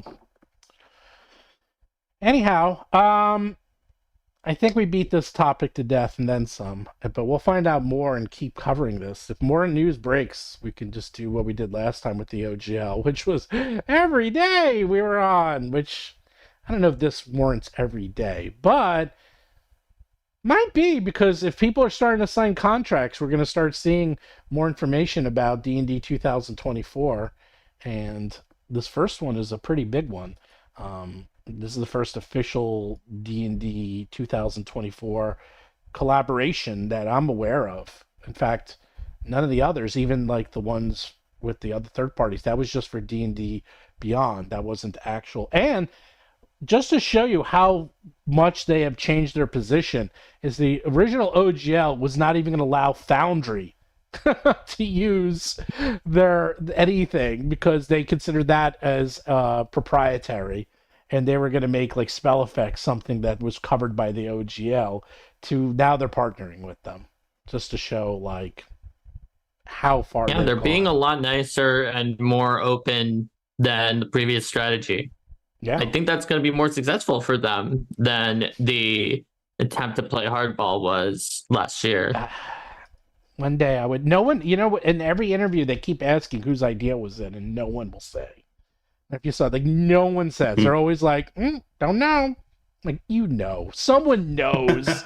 Someone knows who idea that was, because it was like one person's idea, and they had a beef. I've been in these companies long enough to see that happen, where it's like one person hates something so much, and they feel they have to kill it, and they just do everything in their power to kill it, and sometimes it works, and sometimes it literally destroys the company. I've seen this more than once, and somebody had this idea that, hey, we'll just bully everyone into using the new rules, because why would they ever want to move?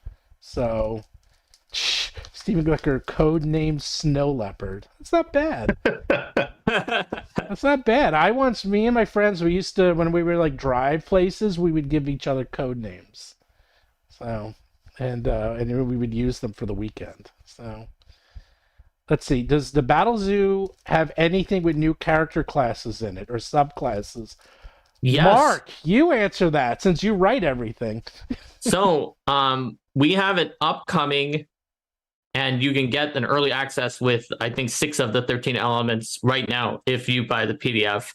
Battle Zoo Eldamon. It has 2 brand new classes. The Eldamon Trainer, who phases in these elemental monsters, 13 different elements, each with a different play style to fight for you on the battlefield. Yeah, befriend them all. I just added multiple subclasses, which are called callings, depending on if you're like a researcher versus like an Eldamon Whisperer, who's more like about just being close friends with them, or a battler who is always about like optimizing fights.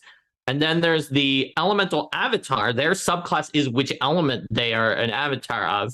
Basically, Eldamon can phase in and out, but if they phase into an object, it could become a magic item. If they phase into you, you could become an elemental avatar, and you start gaining these powers with one of the play styles, like fire, which deals heavy damage and damage over time, or you can do ice, which damages and slows down the enemy's movement, or darkness, which like makes it so that you're like kind of shadowy and you can hide and sneak up on your enemies. Air, that Steven showed, is mobile, is always moving around. So they each have a completely different play style to each other.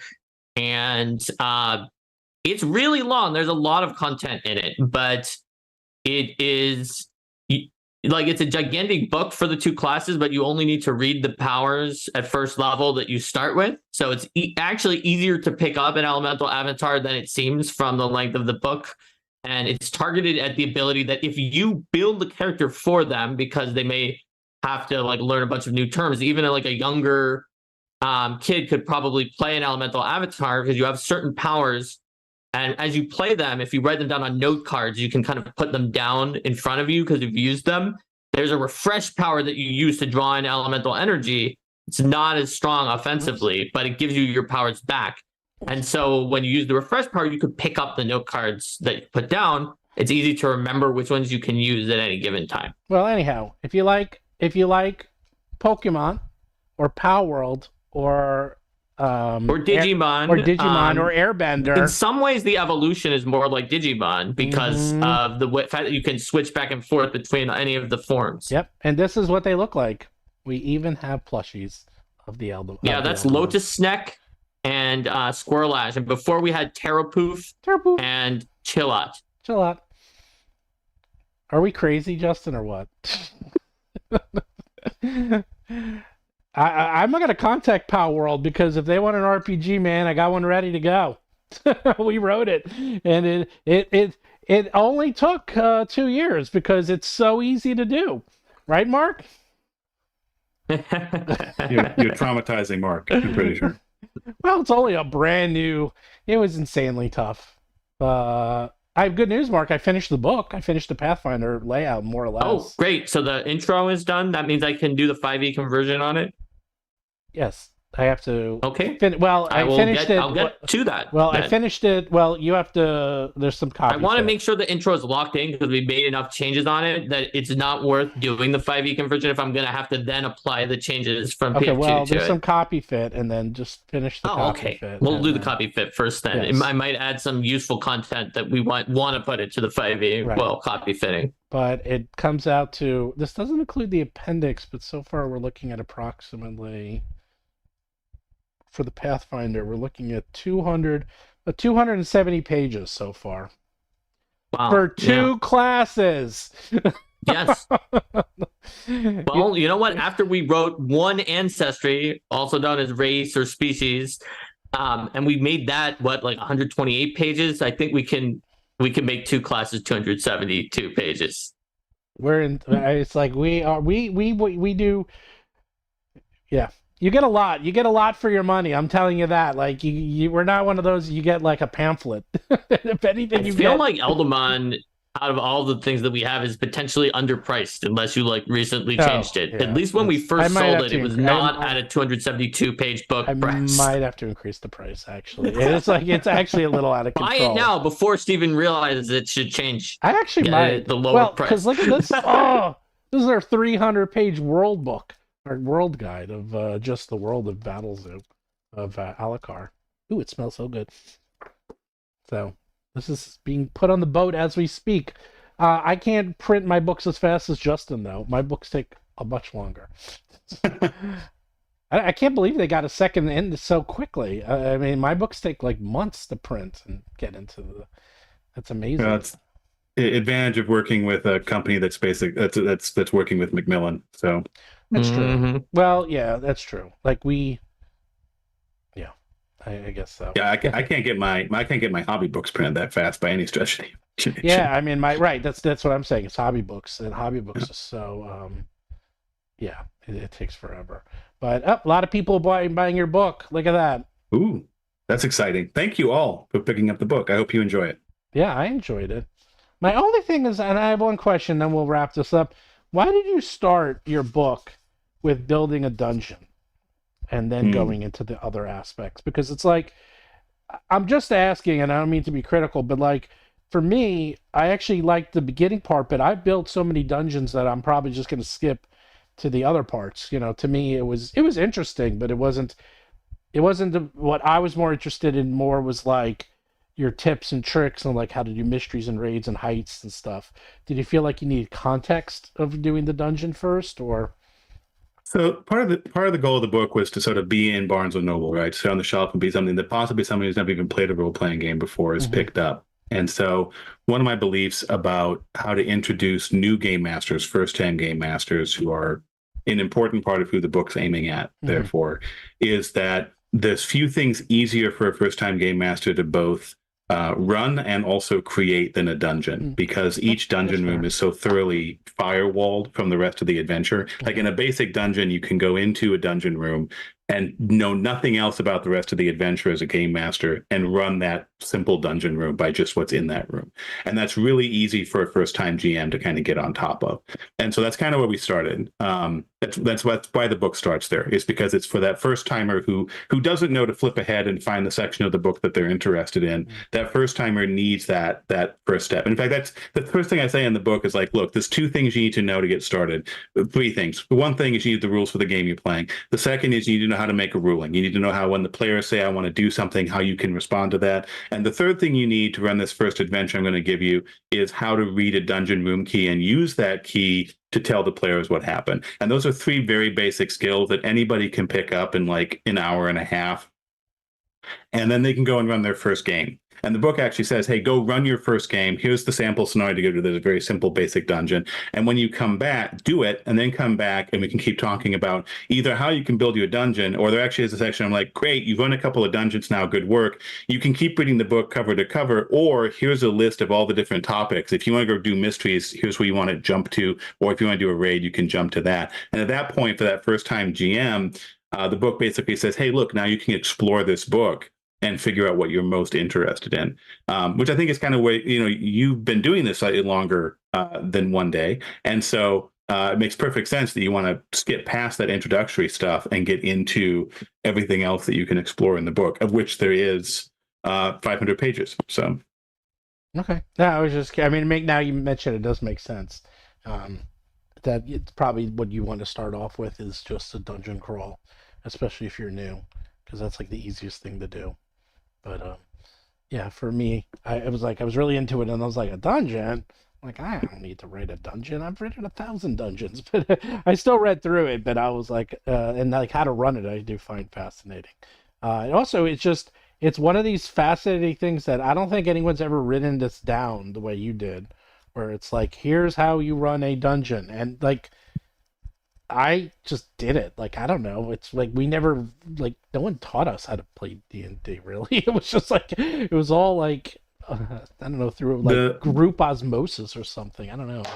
The closest thing I've ever seen is Frank Benser's basic set back in the 80s. Had a pretty good introduction to like, do this, do this, do this. And that's what introduced me to running dungeons and running role-playing games was that basic set. So someone asked, Stephen, where would I purchase your 100 dungeons?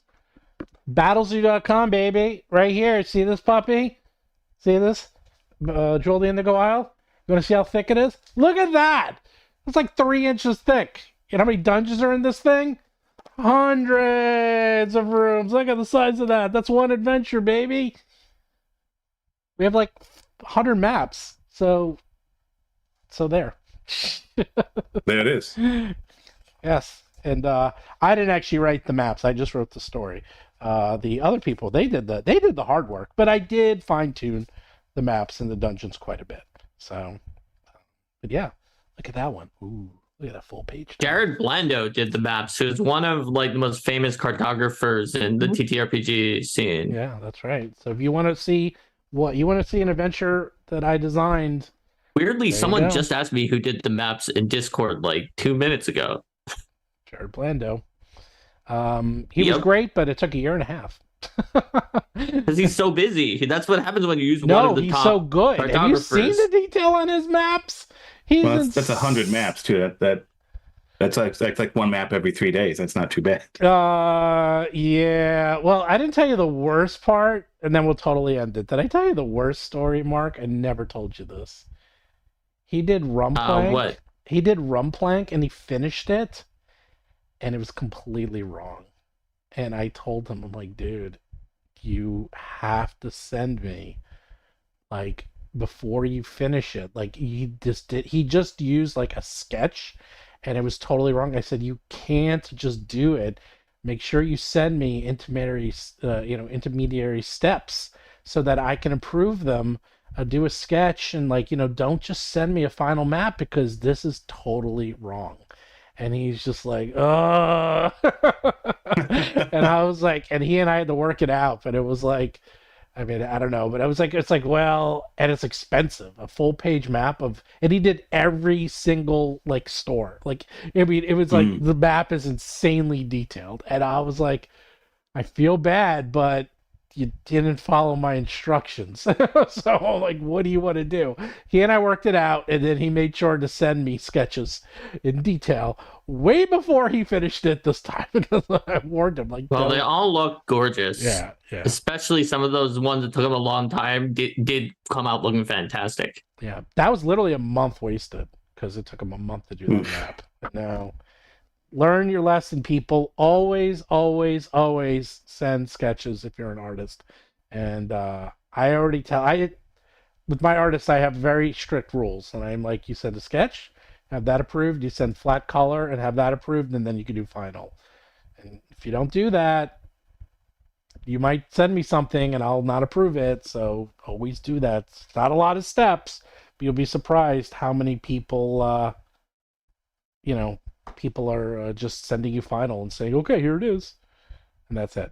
I literally just had someone else. Not only did I have someone send me final, but then they started on the next project, and I'm like, and I didn't give it to them. I just talked about it. It's like, oh, yeah, I started. I'm like, don't start on it. I didn't sign a contract. Like, that's on you. I'm not going to pay you unless you actually sign a contract, and we haven't even finished the first one, and you're not following my instructions. So stop moving ahead. That's bad process. Don't do that. Anyhow, where are you going to be? Are you going to any conventions, Justin? Are you promoting your book? Are you doing any readings or anything, or no? I don't have any specific convention plans yet for this year. We're hoping to get some stuff lined up, but it's been there's been other things to occupy my time at the beginning of the year here. So, but hopefully in the near future, I'll have some conventions lined up. I'd like to get back to them. Okay. Well, do try to go to, I'll be at Origins and Gen Con. I already bought my tickets for Origins, and I didn't buy my tickets for Gen Con yet, but I will. And Gamma, and there's a lot of conventions this year. So, do you actually do like readings, or do you do anything with your book, or you not really? They don't do those anymore. I've done a couple of signings. The publishers don't really support that anymore because it costs too much to get to the local stores compared to just being able to make a YouTube video or something. So I did a local signing at Tower Games in Minneapolis, and that was a lot of fun. Met a lot of really great people. Yeah. Signed a lot of books, but that's why I'm kind of hoping to get some conventions this year as well, to kind of get out some people who obviously can't fly to my hometown to have their books signed and chat about things. Well, so if you go to Gen Con, you'll hit like everyone. yeah. So I'm hoping to make it work. Wow. And if I do, we'll have to make sure we get a drink or something together. Yes, actually, if you do that, I have a booth. You can use our booth maybe for selling your books and signing, because that's Ginny D did that. It's not my booth. It's my distributor's booth, but they have a fantastic location, and Ginny D set up her space at our booth last year, and now we're going to set up there too. So I will touch base with you and see if that's possible. That would be awesome. Yeah. Well, it's like one of those tail wag the dog. It's like if you get Ginny D, you get Justin. It's like, hey, it's the place to be. Suddenly, that's the booth you want to go to because we got all the hot people, you know. And Ginny D was signing her calendar, so you can sign your book. She can sign her calendar. I can sign my book. I don't really have that many books. Mark and I did sign for the new book coming out. We did sign that. That was annoying. Yeah, I got it over the holidays. Yeah. Signing your name like 500 times really messes. By the beginning, it's so... at the end, it's literally just a scribble. I'm trying to do it, and it just became just like... Instead of 14 letters, which is my name, it became 2. It's like ST line and then GL line, and that's it. It's like, and so it's 4 letters. It became a 4-letter. It was my first 2 letters for both my name, and then I'm done. And I told my brain stop doing that, but my brain would not listen. I'm like, okay, try to sign my name. Wee! I'm like, stop it. It's like this weird muscle memory of your brain just... Yeah, I got weird muscle memory. Some of my signatures for that, some of them I like more than my typical signature when I just haven't written anything on a physical piece of paper in days, and then I'm like, I have to sign something. Okay. And that once I was like 200 out of 500 of the signatures, I was like, yeah, I'm doing well. That's a better signature than I usually do. But by the end, also, you're like, oh my goodness, I've done so many signatures. Yeah. All right. Well, don't forget, if you want your free dice mimic, go to Year of Monsters or battlezoo.com or Roll for Combat and sign up.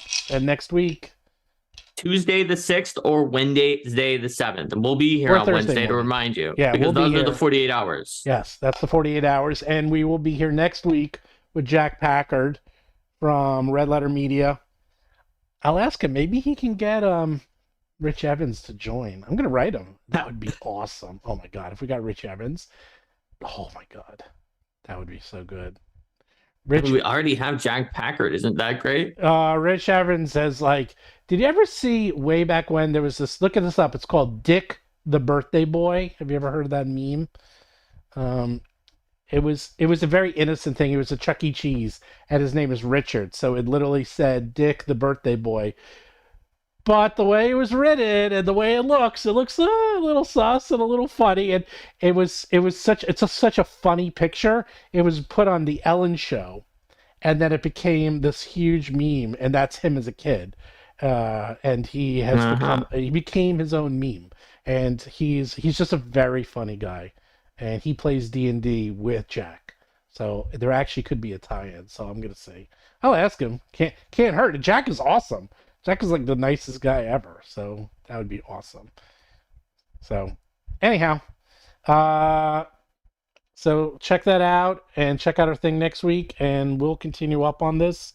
And I might be busy having to update all my modules to work with D&D 2024. Thanks. I think it's going to be okay, Thanks, Steven, because D&D didn't allow automation for most things in the past. So if I recall correctly, we only had a few things in Dragons that were even automated. So at most, there will be a small number of Active updates effects. in Dragons. Yeah, we'll have to update active effects. In We'll Dragons. see. We'll talk to our Foundry people. I could be wrong. I'm not directly involved in the VTT stuff. I just advise and like talk to them, and they do it.